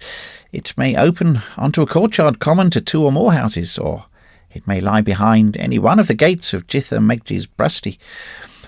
Trejago cannot tell. He cannot get Bicessa, poor little Bicessa, back again. He has lost her in the city where each man's house is as guarded and as unknowable as the grave, and the grating that opens into Amir Nath's gully has been walled up. But Trejago pays his calls regularly, and is reckoned a very decent sort of man.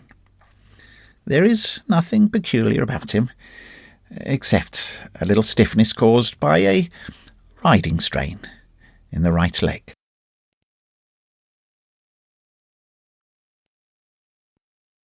The God from the Machine. Hit a man and help a woman, and you can't be far wrong anyways. Maxims of Private Mulvaney. The Inexpressibles gave a ball. They borrowed a 7-pounder from the gunners, and wreathed it with laurels, and made the dancing floor plate glass, and provided a supper, the like of which had never been eaten before, and set 2 sentries at the door of the room to hold the trays of programme cards. My friend, Private Mulvaney, was one of the sentries, because he was the tallest man in the regiment. When the dance was fairly started, the sentries were released, and Private Mulvaney went to curry favour with the mess sergeant in charge of the supper. Whether the mess sergeant gave or Mulvaney took, I cannot say.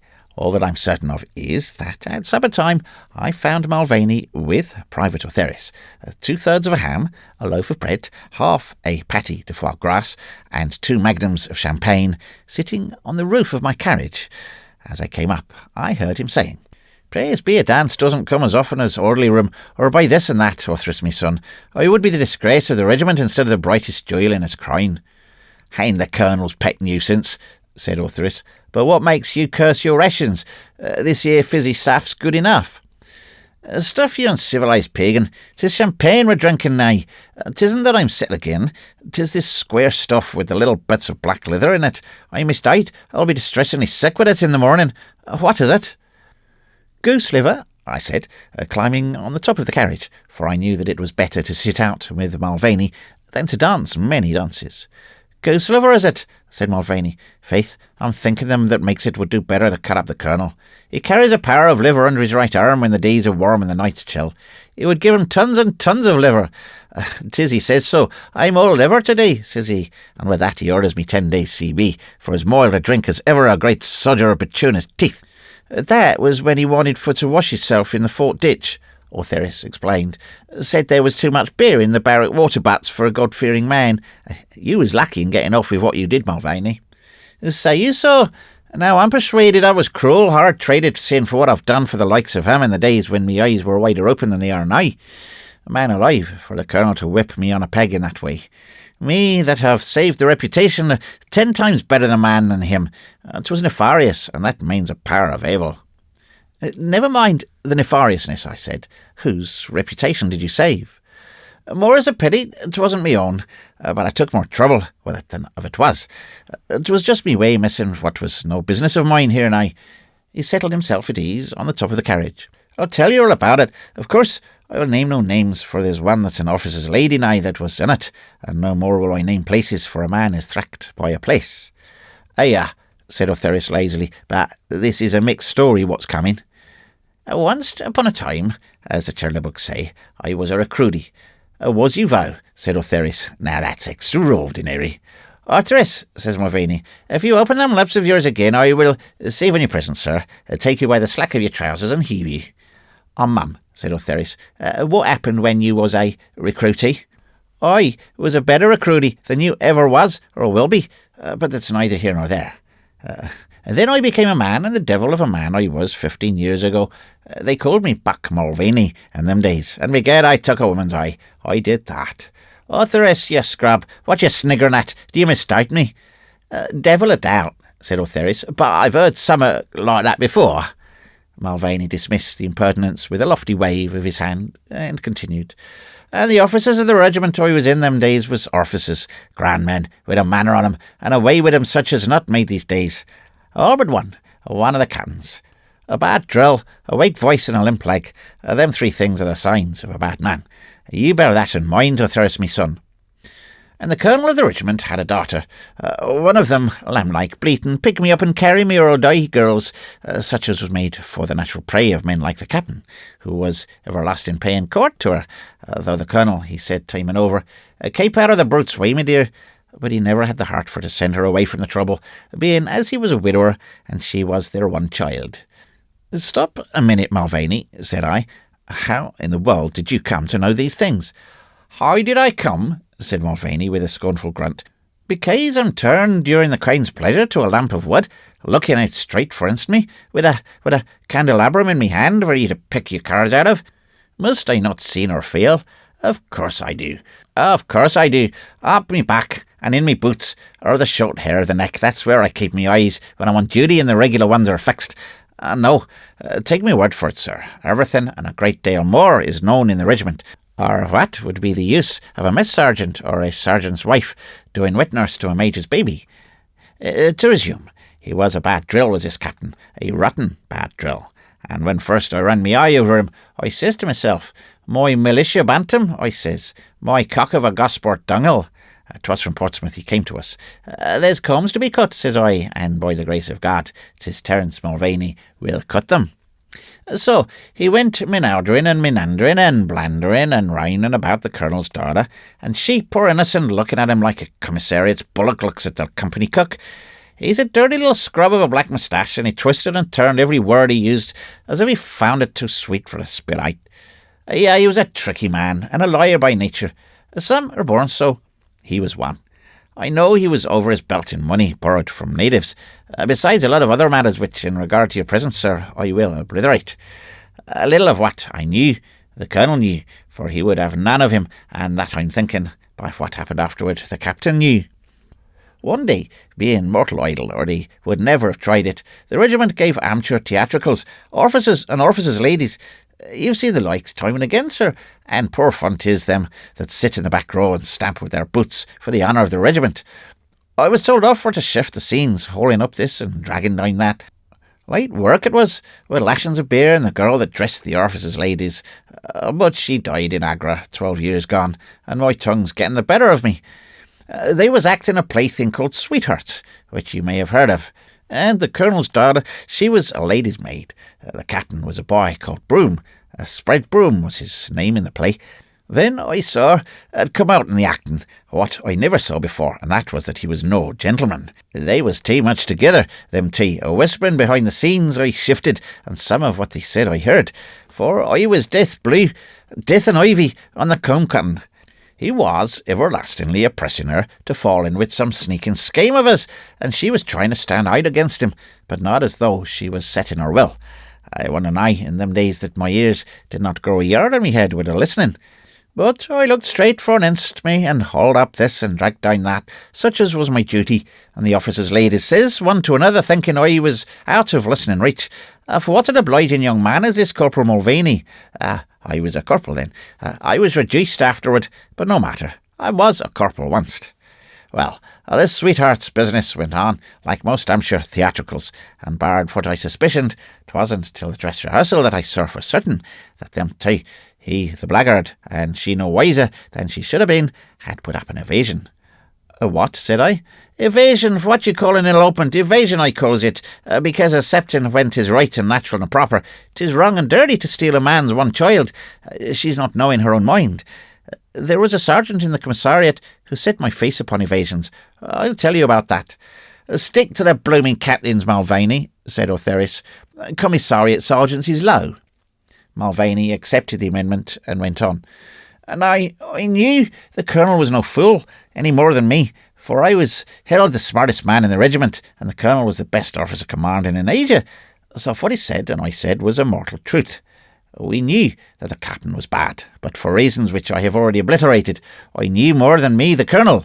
I would have rolled out his face with the butt of me gun before permitting of him to steal the girl. Sains knew if he would have married her, and if he didn't, she would have been in great torment and the devil of a scandal. But I never struck, never raised me hand, and me superior officer, and that was a miracle, now I come to consider it. Mulvaney, the dawn's rising, said Ortheris, and we're now nearer home than we was at the beginning. Lend me your pouch, mine's all dust. Mulvaney pitched his pouch over and filled his pipe afresh. So the dress rehearsal came to an end, and because I was curious, I stayed behind when the scene shifting was ended, and I should have been in barracks lying as flat as a toad under a painted cottage thing. They was talking in whispers, and she was shivering and gasping like a fresh-hooked fish. "Are you sure you've got the hang of the manoeuvres?" says he, or words to that effect, as the court-martial says. "Sure as death," says she. "But I misdoubt 'tis cruel hard on me father." "Damn your father," says he, or anyways, 'twas what he thought. "The arrangement is as clear as mud. Jungie will drive the carriage after all's over, and you come to the station, cool and easy, in the time for a 2 o'clock train, where I'll be with your kit." Faith, thinks I to myself, then there's ire in the business too. A powerful bad thing is a ire. Don't you never have any thruck with one? Then he began sithering and all, and the officers and officers' ladies left, and they put out the lights. To explain the theory of the flight, as they say at Musketeers, you must understand that after this sweetheart's nonsense was ended, there was another little bit of a play called Couples, some kind of couple or another.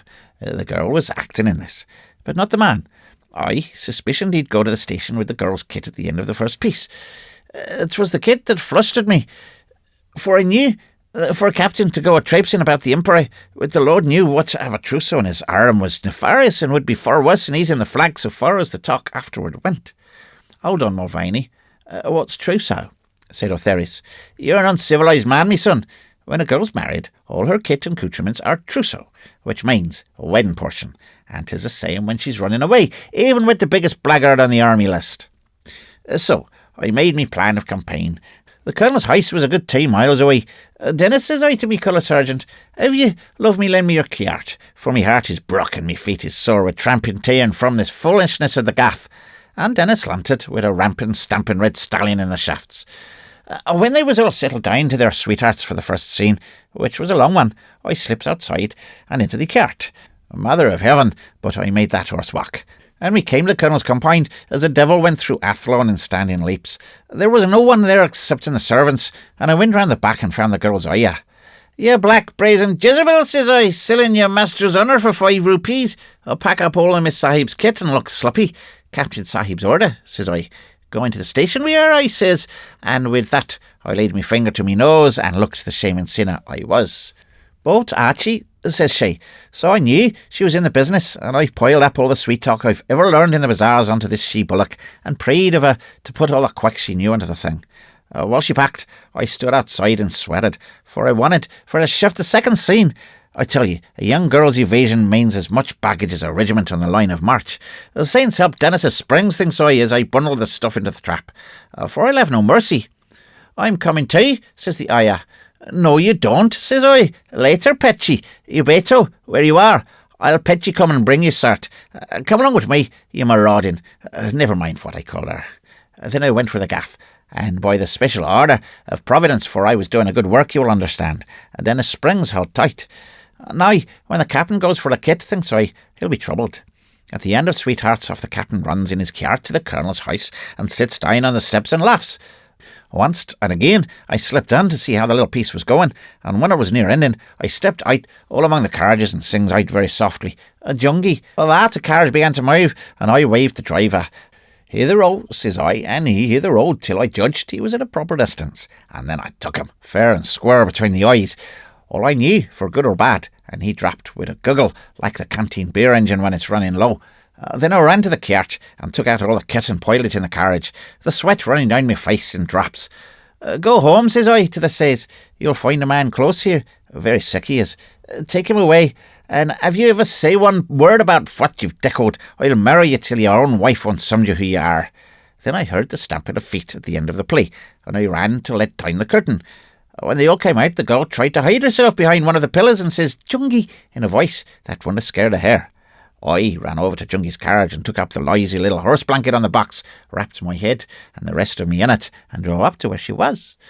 "Miss Sahib," says I, "going to the station?" "Captain Sahib's order." And without a sign she jumped in, all among her own kit. I laid tea and drove like steam to the Colonel's house before the Colonel was there, and she screamed, and I thought she was going off. Out comes the Ayah, saying all sorts of things about the captain having come for their kit and gone to the station. "Take out the luggage, you devil," says I, "or I'll murder you." The lights of the traps people coming from the gaff was showing across the parade ground, and by this and that, the way them two women worked at the bundles and trunks was a caution. I was dying to help, but seeing I didn't want to be known, I sat with a blanket round me and coughed, and thanked the saints there was no moon that night. When all was in the house again, I never asked for a bucksheesh, but drove tremendous in the opposite way from the other carriage and put out the lights. Presently, I saw a nigger man wallowing in the road. I slipped down before I got to him, for I suspicion Providence was with me all through the night. 'Twas Jungie, his nose smashed in flat, all dumb sick as you please. Dennis's man must have tilted him out the trap. When he came to, "Hut," says I, but he began to howl. "Ye black lump of dirt," I says, "is this the way you drive your Gary? That ticker has been owing all fair owing all over the blooming country this whole blooming night, and ye as much wuller as Davis sow. Get up, ye hog," says I, louder, for I heard the wheels of a trap in the dark. "Get up and light your lamps or you'll be run into." This was on the road to the railway station. "Of what the devil is this?" says the captain's voice in the dark, and I could judge he was in a lather of rage. "Gary driver here. Drunk, sir," says I. "I found this Gary straying about the cantonments, and now I find him." "Oh," says the captain, "what's his name?" I stooped down and pretended to listen. "He says his name's Jungie, sir," says I. "Hold me horse," says the captain to his man, and with that he gets down with his whip and lays into Jungie, just mad with rage and swearing like the scut he was. I thought after a while he would kill the man, so I says, "Stop, sir, or you'll murder him." That drew all his fire on me, and he cursed me into blazes and out again. I stood to attention and saluted. "Sir," says I, "and every man in this world has his rights. I'm thinking that more than one would be beaten to a jelly for this night's work. That never came off at all, sir, as you see. Now," thinks I to myself, "Terence Mulvaney, you've cut your own throat, for he'll strike, and you'll knock him down for the good of his soul on your own everlasting disgrace." But the captain never said a single word. He choked where he stood, and then he went into his trap without saying good night, and I went back to barracks. "And then," said O'Therris and I together. "That was all," said Mulvaney. "Never another word did I hear of the whole thing. All I know is that there was no evasion, and that's what I wanted. Now, I put it to you, sir, as 10 days CB a fit and proper treatment for a man who has behaved as me." "Well, anyhow," said O'Therris, "'twere this here Colonel's daughter, and you was blazing coped when you tried to wash in the fort ditch." "That," said Mulvaney, finishing the champagne, "is a superfluous and impertinent observation."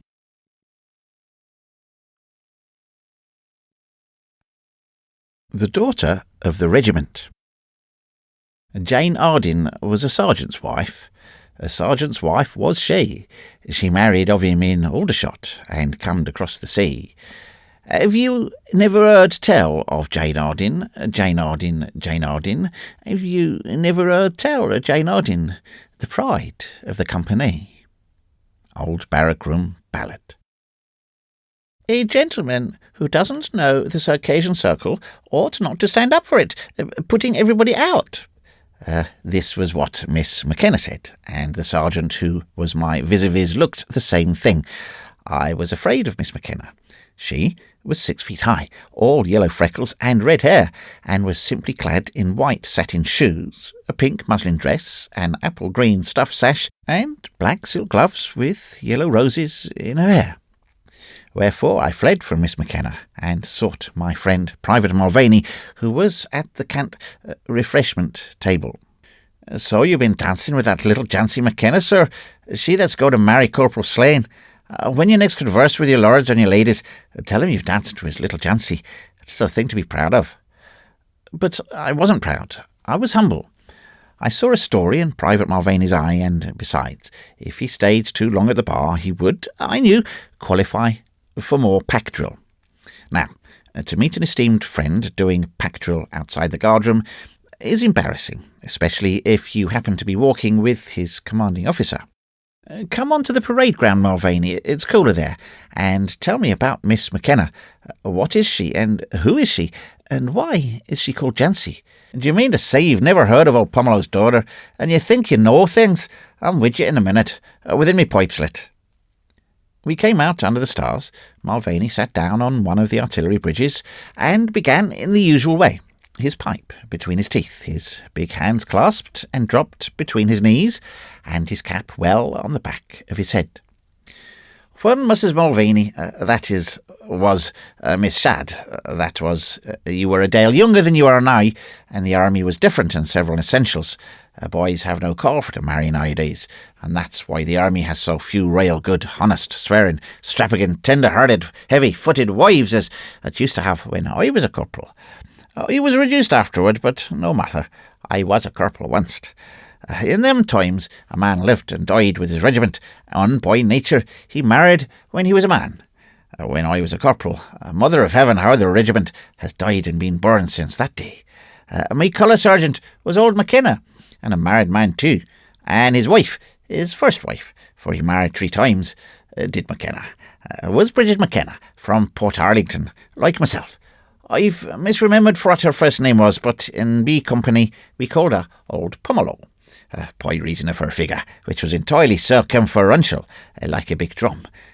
Now that woman, God rock her soul to rest in glory, was for everlasting having childer, and McKenna, when the 5th or 6th came squalling out to the mother Earl, swore he would number them off in the future. But old Pomelo, she prayed of him to christen them after the names of the stations they were born in. So there was Cullaba, McKenna, and Mutter McKenna, and a whole presidency of other McKennas and little Jancy dancing over yonder. When the childer wasn't burning, they was dying, for if our childer die like sheep in these days, they died like flies then. I lost me own little Shad, but no matter. 'Tis long ago, and Mrs. Mulvaney never had another. I'm digressing. One devil's hot summer, there came an order from some mad idiot, whose name I misremember, for the regiment to go up country. Maybe they wanted to know how the new rail carried troops. They knew on me soul. They knew before they was done. Old Pomelo had just buried Mutter McKenna, and the season being unwholesome, only little Jancy McKenna, who was 4-year-old then, was left on hand. 5 children gone in 14 months. It was hard, wasn't it? So we went up to our new station in that blazing heat. I made a curse of St. Lawrence consume the man who gave the order. Would I ever forget that move? They gave us 2 weight trains on the regiment, and we was 870 strong. There was A, B, C and D companies in the second train, with 12 women, no officers' ladies, and 13 children. We was to go 600 miles, and railways was new in them days. When we had been a night in the belly of the train, the men raging in their shirts and drinking anything they could find, and eating bad fruit stuff, which they could, for he couldn't stop 'em. I was a corporal then. The cholera broke out with the dawning of the day. Pray to the saints, you may never see cholera in a troop train. 'Tis like the judgment of God hidden down from the naked sky. We run into a rest camp, as it might have been Ludiany, by not any means so comfortable. The officer commanding sent a telegraph up the line 300 mile up, asking for help. Faith, we wanted it, for every soul of the followers ran for dear life as soon as the train stopped, and by the time that telegraph was writ, there wasn't a nigger in the station excepting the telegraph clerk, and hey, only because he was held down to his chair by the scruff of his sneaking black neck. Then the day began, with the noise in the carriages, and the rattle of the men on the platform falling over, arms and all, as they stood for to answer the company's muster roll before going over to the camp. 'Tisn't for me to say what like the cholera was like. Maybe the doctor could have told, if he hadn't dropped on the platform from the door of the carriage where he was taking out the dead. He died with the rest. Some boys had died in the night. We took out 7, and 20 more was sickening as we took them. The women was huddled up, anyways, screaming with fear. Says the commanding officer, whose name I misremember, take the women over to that tope of trees yonder, get them out of the camp. 'Tis no place for them. Old Pomelo was sitting on her bed and roll, trying to keep the little Jancy quiet. Go off to that tope, says the officer. Go out of the men's way. Be damned if I do, says old Pomelo, and little Jancy squatting by her mother's side squeaks out, be damned if I do too. Thin old Pomelo turns to the woman and she says, are you going to let the boys die while you're picnicking? Yes, sluts, says she. 'Tis whether they want. Come on and help. With that, she turns up her sleeves and steps out for a well behind the rest camp. Little Jancy trotting behind with a lota and string, and the other men following like lambs with horse buckets and cooking pots. When all the things was full, old Pomelo marches back into the camp. 'Twas like a battlefield with all the glory missing. At the head of the regiment of women. "McKenna, me man," she says, with a voice on her like Grand Run's challenge, "tell the boys to be quiet. Old Pomelo's coming to look after them, with free drinks." Then we cheered, and the cheering in the lines was louder than the noise of the poor devils with the sickness on them, but not much. You see, we was a new and war regiment in those days, and we could make neither head nor tail of the sickness, and so we was useless. The men was going rinding about like dumb sheep, waiting for the next man to fall over and saying under their speech, "What's it? In the name of God, what is it?" 'Twas horrible, but through it all, up and down and up, went old Pomelo and little Jancy. All we could see of the baby, under a dead man's helmet, with the chin strap swinging about her little stomach, up and down, with the weather and what brandy there was. Now and then old Pomelo, the tears running down her fat red face, says, "Me boys, me poor dead darling boys." But for the most she was trying to put her heart into the men and keep them steady, and little Jancy was telling them all they would be better in the morning. 'Twas a trick she'd picked up from hearing old Pomelo when Muttro was burning out with fever. In the morning, 'twas the everlasting morning at St. Peter's Gate, was the morning for 27 good men, and 20 more was sick to the death in that bitter burning sun. But the women worked like angels, and I've said, and the men like devils, till the 2 doctors come down from above, and we was rescued. But just before that, old Pomelo on her knees over a boy in me squad, right cut man to me he was in the barrack, telling the word of the church that never failed a man yet, says, "Hold up, me boys, I'm feeling bloody sick." 'Twas the sun, not the colour, that did it. She misremembered she was only wearing her old black bonnet, and she died with McKenna, me man, holding her up, and the boys howled when they buried her. And that night a big wind blew, and blew, and blew, and blew the tents flat. It blew the cholera away, and never another case there was all the while we was waiting, 10 days in quarantine. If you will believe me, the thrack of the sickness in the camp was for all the world the thrack of a man walking 4 times in a figure of 8 through the tents. They say 'tis a wandering Jew takes the cholera with him. I believe it. And that, said Mulvaney, illogically, is the cause why little Jancy McKenna is what she is. She was brought up by the quartermaster sergeant's wife when McKenna died, but she belongs to B Company, and this tale I'm telling you, with a proper appreciation of Jancy McKenna, I've belted into every recruitee of the company as she was drafted. Faith, 'twas me belted Corporal Slane into asking the girl. Not really. Man, I did. She's no beauty to look at, but she's old Pomelo's daughter, and 'tis my duty to provide for her. And just before Slane got his promotion, I says to him, "Slane," says I, "tomorrow wilt be insubordination on me to chastise you, but by the soul of old Pomelo, who is now in glory, if you don't give me your word to ask Jancy McKenna at once, I'll peel off the flesh of your bones with a brass hook tonight. 'Tis a disgrace to be company. She's been single so long," says I. Was I going to let a 3-year-old presume to discourse with me, my will being set? No. Slane went and asked her. He's a good boy, is Slane. One of these days he'll get into the commissariat and drive a buggy with his 7s.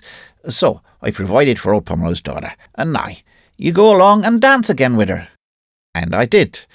I felt a respect for Miss Jancy McKenna, and I went to her wedding later on.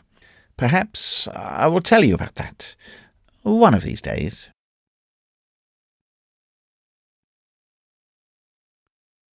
The Madness of Private Ortheris. Oh, where would I be when my throat was dry? Oh, where would I be when the bullets fly? Oh, where would I be when I come to die? Why, somewheres anigh, my chum. If he's liquor, he'll give me some. If I'm dying, he'll hold me head, and he'll write 'em home when I'm dead. God send us a trusty chum. Barrack Room Ballad. My friends Mulvaney and Ortheris had gone on a shooting expedition for one day. Leroyd was still in hospital, recovering from fever picked up in Burma. They sent me an invitation to join them, and were genuinely pained when I brought beer, almost enough beer to satisfy 2 privates of the line and me. "'Twasn't for that we bid you welcome, sir," said Mulvaney sulkily. "'Twas for the pleasure of your company." Ortheris came to the rescue with, "Well, he won't be none the worse for bringing liquor with him. We ain't a file of ducks, we're blooming Tommies, ye cantankerous Irishman, and here's your very good elf." We shot all the afternoon and killed 2 pariah dogs, 4 green parrots sitting, 1 kite by the burning goat, 1 snake flying, 1 mud turtle, and ate crows. Game was plentiful. Then we sat down to tiffin, bullmate and bran bread, Mulvaney called it, by the side of the river, and took pot shots at the crocodiles in the intervals of cutting up the food with our only pocket knife. Then we drank up all the beer and threw the bottles into the water and fired at them. After that, we eased belts and stretched ourselves on the warm sand and smoked. We were too lazy to continue shooting. Ortheris heaved a big sigh as he lay on his stomach, with his head between his fists. Then he swore silently into the blue sky. "What's that for?" said Mulvaney. "Have you not drunk enough?" "Tottenham Court Road, and a girl I fancied there. What's the good of soldiering?" "Ortheris, me son," said Mulvaney hastily, "'tis more than likely you've got trouble in your inside with the beer. I feel that way myself when my liver gets rusty." Ortheris went on slowly, not heeding the interruption. "I'm a Tommy, a bloomin' 8 and a dog-stealing Tommy, with a number instead of a decent name. What's the good of me? If I'd have stayed at home, I might have married that girl and kept a little shop on the Hammersmith High Street. Ortheris, a practical taxidermist, with a stuffed fox, like they has in the Aylesbury dairies, in the window, and a little case of blue and yellow glass eyes, and a little wife to call shop, where the doorbell rang. As it is, I'm only a Tommy, a blooming, God-forsaken, beer-swilling Tommy. Rest on your arms, versed, stand at ease, shun, verse, arms, right and left, turn, slow, march. Alt front, rest on your arms, versed with blank cartridge, load. And that's the end of me." He was quoting fragments from a funeral party's orders. "Stop it," shouted Mulvaney. "When you fired it at Arden as often as me, over a better man than yourself, you will not make a mock of them orders. 'Tis worse than whistling the Dead March in barracks, and if you fellows are taking the sun cool and all, I'll shame for you. You're no better than a pagan. You and your firing parties and your glass eyes. Won't you stop it, sir?" What could I do? Could I tell Ortheris anything that he did not know of the pleasures of life? I was not a chaplain nor a subaltern, and Ortheris had a right to speak as he thought fit. "Let him run, Mulvaney," I said. "It's the beer." "No, it isn't the beer," said Mulvaney. "I know what's coming. He's took his way now and again, and it's bad. It's bad, for I'm fond of the boy." Indeed, Mulvaney seemed needlessly anxious, but I knew that he looked after Ortheris in a fatherly way. Let me talk, said Ortheris dreamily. "Do you stop your parrot screaming of an odd day when the cage is cooking his poor little pink toes off, Mulvaney?" "Pink toes? Do you mean to say you've pink toes under your bull's balls, you blundering—" Mulvaney gathered himself together for a terrific denunciation. "Schoolmistress! Pink toes! How much Bass with the label did that raven child drink?" "'Tain't Bass," said Ortheris. "It's bitter a beer. Nor that. It's homesickness." "Hang to him and he going home in the sharpers in the inside of 4 months. I don't care. It's all one to me. And you know I ain't afraid of dying before I gets me discharge papers." He recommenced in a sing-song voice the orders. I had never seen this side of Ortheris's character before, but evidently Mulvaney had, and attached serious importance to it. While Ortheris babbled with his head on his arms, Mulvaney whispered to me, "He's always talked this way when he's been checked over much by the choiler that makes sergeants nowadays, then on having nothing to do, and I can't make out enemies." "Well, what does it matter? Let him talk himself through." Ortheris began singing a parody of the Ramrod Corps, full of cheerful allusions to battle, murder, and sudden death. He looked out across the river as he sang, and his face was quite strange to me. Mulvaney caught me by the elbow to ensnare attention. "Matter? It matters everything to some sort of fet that's on him. I've seen it. 'Twill hold him all this night, and in the middle of it he'll get out of his cot and go raking in the rack for his accoutrements. Then he'll come over to me and say, 'I'm going to Bombay. Answer for me in the morning.' Then me and him will fight, as we've done before, him to go and me to hold him, and so we'll both come on the books for the stowing in barracks. I've belted him and I've broke his head and I've talked to him, but it's no manner of use when the fit's on him. He's as good a boy as ever stepped when his mind's clear. I know what's coming, though, this night in the barracks. Lord send he doesn't loose on me when I rise to knock him down. 'Tis that's in my mind day and night." This put the case in a much less pleasant light, and fully accounted for Mulvaney's anxiety. He seemed to be trying to coax Ortheris out of the fit, for he shouted down the bank where the boy was lying, Listen now, you with the poor pink toes and the glass eyes, did you swim the Irrawaddy at night behind me as a boy should, or were you hiding under the bed as you was at Arden? This was at once a gross insult and a direct lie, and Mulvaney meant it to bring on a fight. But Ortheris seemed shut up in some sort of trance. He answered slowly, without a sign of irritation, in the same cadenced voice as he had used for his firing party orders. I swam the Irrawaddy in the night, as you know, for to take the town of Lungton Pen naked and without fear. And where I was at Arden, you know, and 4 blooming pathans know too. But that was something to do, and didn't think of dying. Now I'm sick to go home.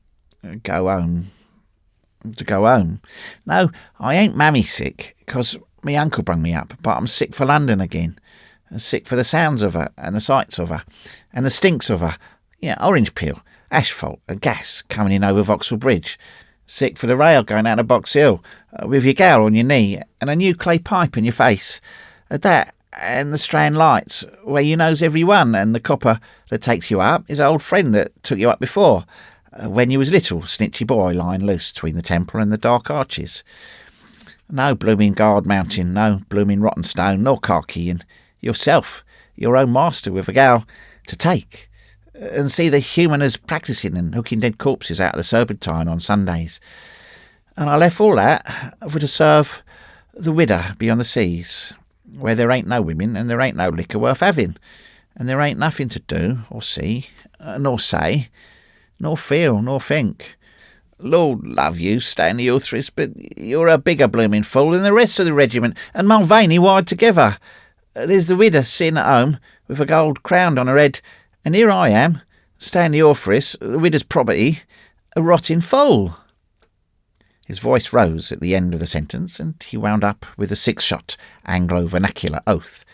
Mulvaney said nothing, but looked at me as if he expected that I could bring peace to poor Ortheris's troubled brain. I remembered once at Rawalpindi having seen a man, nearly mad with drink, sobered by being made a fool of. Some regiments may know what I mean. I hoped that we might slake off Ortheris in the same way, though he was perfectly sober. So I said, "What's the use of grousing there, and speaking against the widow?" "I didn't," said Ortheris. "S'help me God, I never said a word agin her, and I wouldn't, not if I was to desert this minute." Here was my opening. "Well, you meant to anyhow. I mean, what's the use of cracking on for nothing? Would you slip it now if you got the chance?" "Only try me," said Ortheris, jumping to his feet as if he'd been stung. Mulvaney jumped too. "For what are you going to do?" said he. "Help Ortheris down to Bombay or Karachi, whichever he likes. You can report that he separated from you before tiffin, and left his gun on the bank here." "I'm to report that, am I?" said Mulvaney slowly. "Very well. If Ortheris means to desert now, and will desert now, and ye, sir, who have been a friend to me and him, will help him to it, I, Terence Mulvaney, on my oath, which I've never broke yet, will report as ye see. But," here he stepped up to Ortheris and shook the stock of the fowling piece in his face, "your fists will help ye, Stanley Uthris, if ever I come across ye again." "I don't care," said Ortheris. "I'm sick of this dog's life.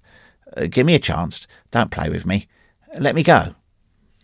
"Strip," said I, "and change with me. Then I'll tell you what to do."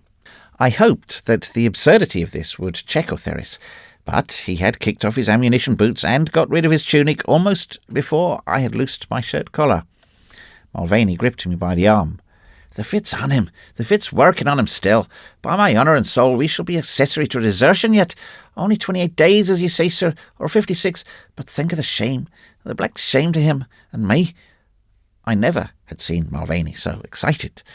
But Ortheris was quite calm, and as soon as he had exchanged clothes with me, and I stood up a private of the line, he said shortly, "Now, come on, what's next?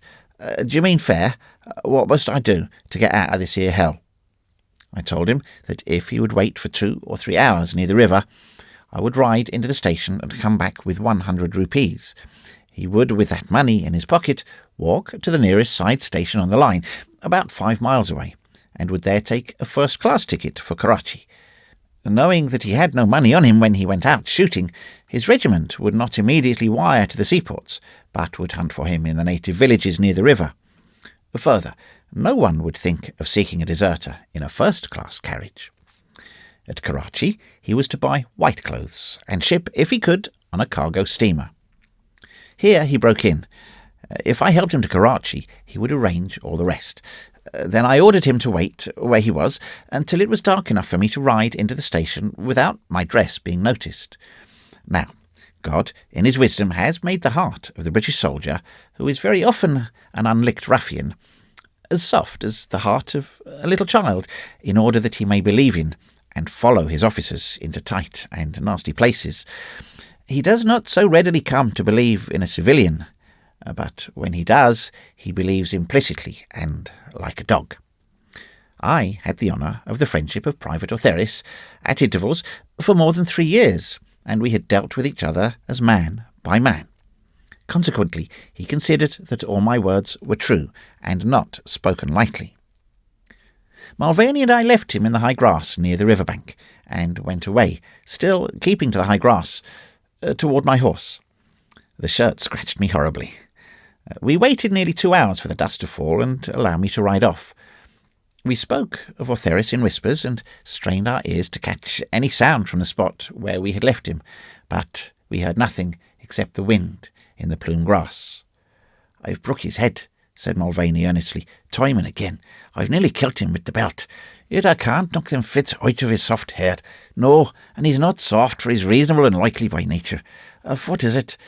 Is it his brain, which is nothing, or his education, which he never got? Ye that think ye know things, answer me that." But I found no answer.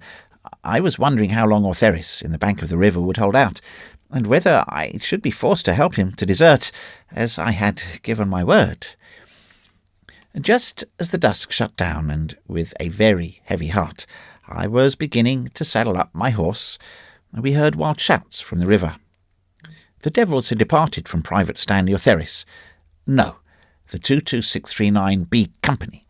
The loneliness, the dusk, and the waiting had driven them out, as I had hoped.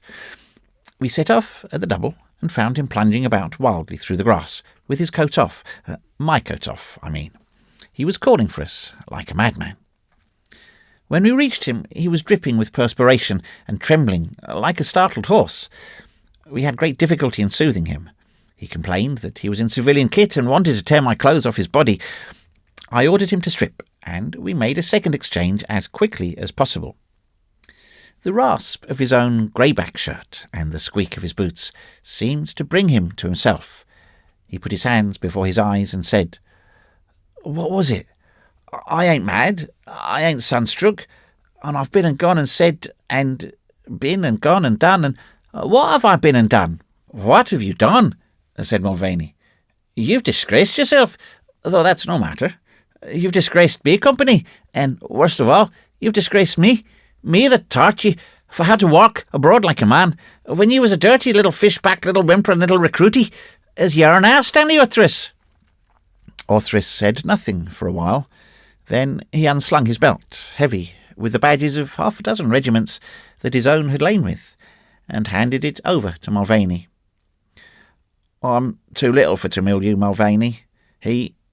And you've struck me before, but you can take and cut me in two with this here if you like." Mulvaney turned to me. "Leave me to talk to him, sir," said Mulvaney. I left, and on my way home thought a good deal over Ortheris in particular, and my friend Private Thomas Atkins, whom I love in general, but I could not come to any conclusion of any kind whatever.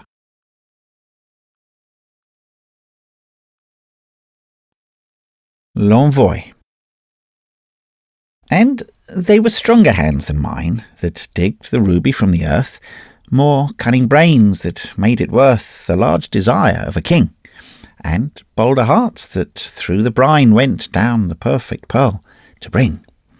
Lo, I have wrought in common clay rude figures of a rough-hewn race, for pearls strew not the market-place in this my town of banishment, where the shifting dust I play, and eat the bread of discontent. Yet is there life in that I make. O thou who knowest, turn and see, as thou hast power over me, so have I power over these, because I wrought them for thy sake, and breathe in them mine agonies. Small mirth was in the making. Now I lift the cloth that cloaks the clay, and, wearied, at thy feet I lay my wares ere I go forth to sell. The long bazaar will praise, but thou, heart of my heart, have I done well?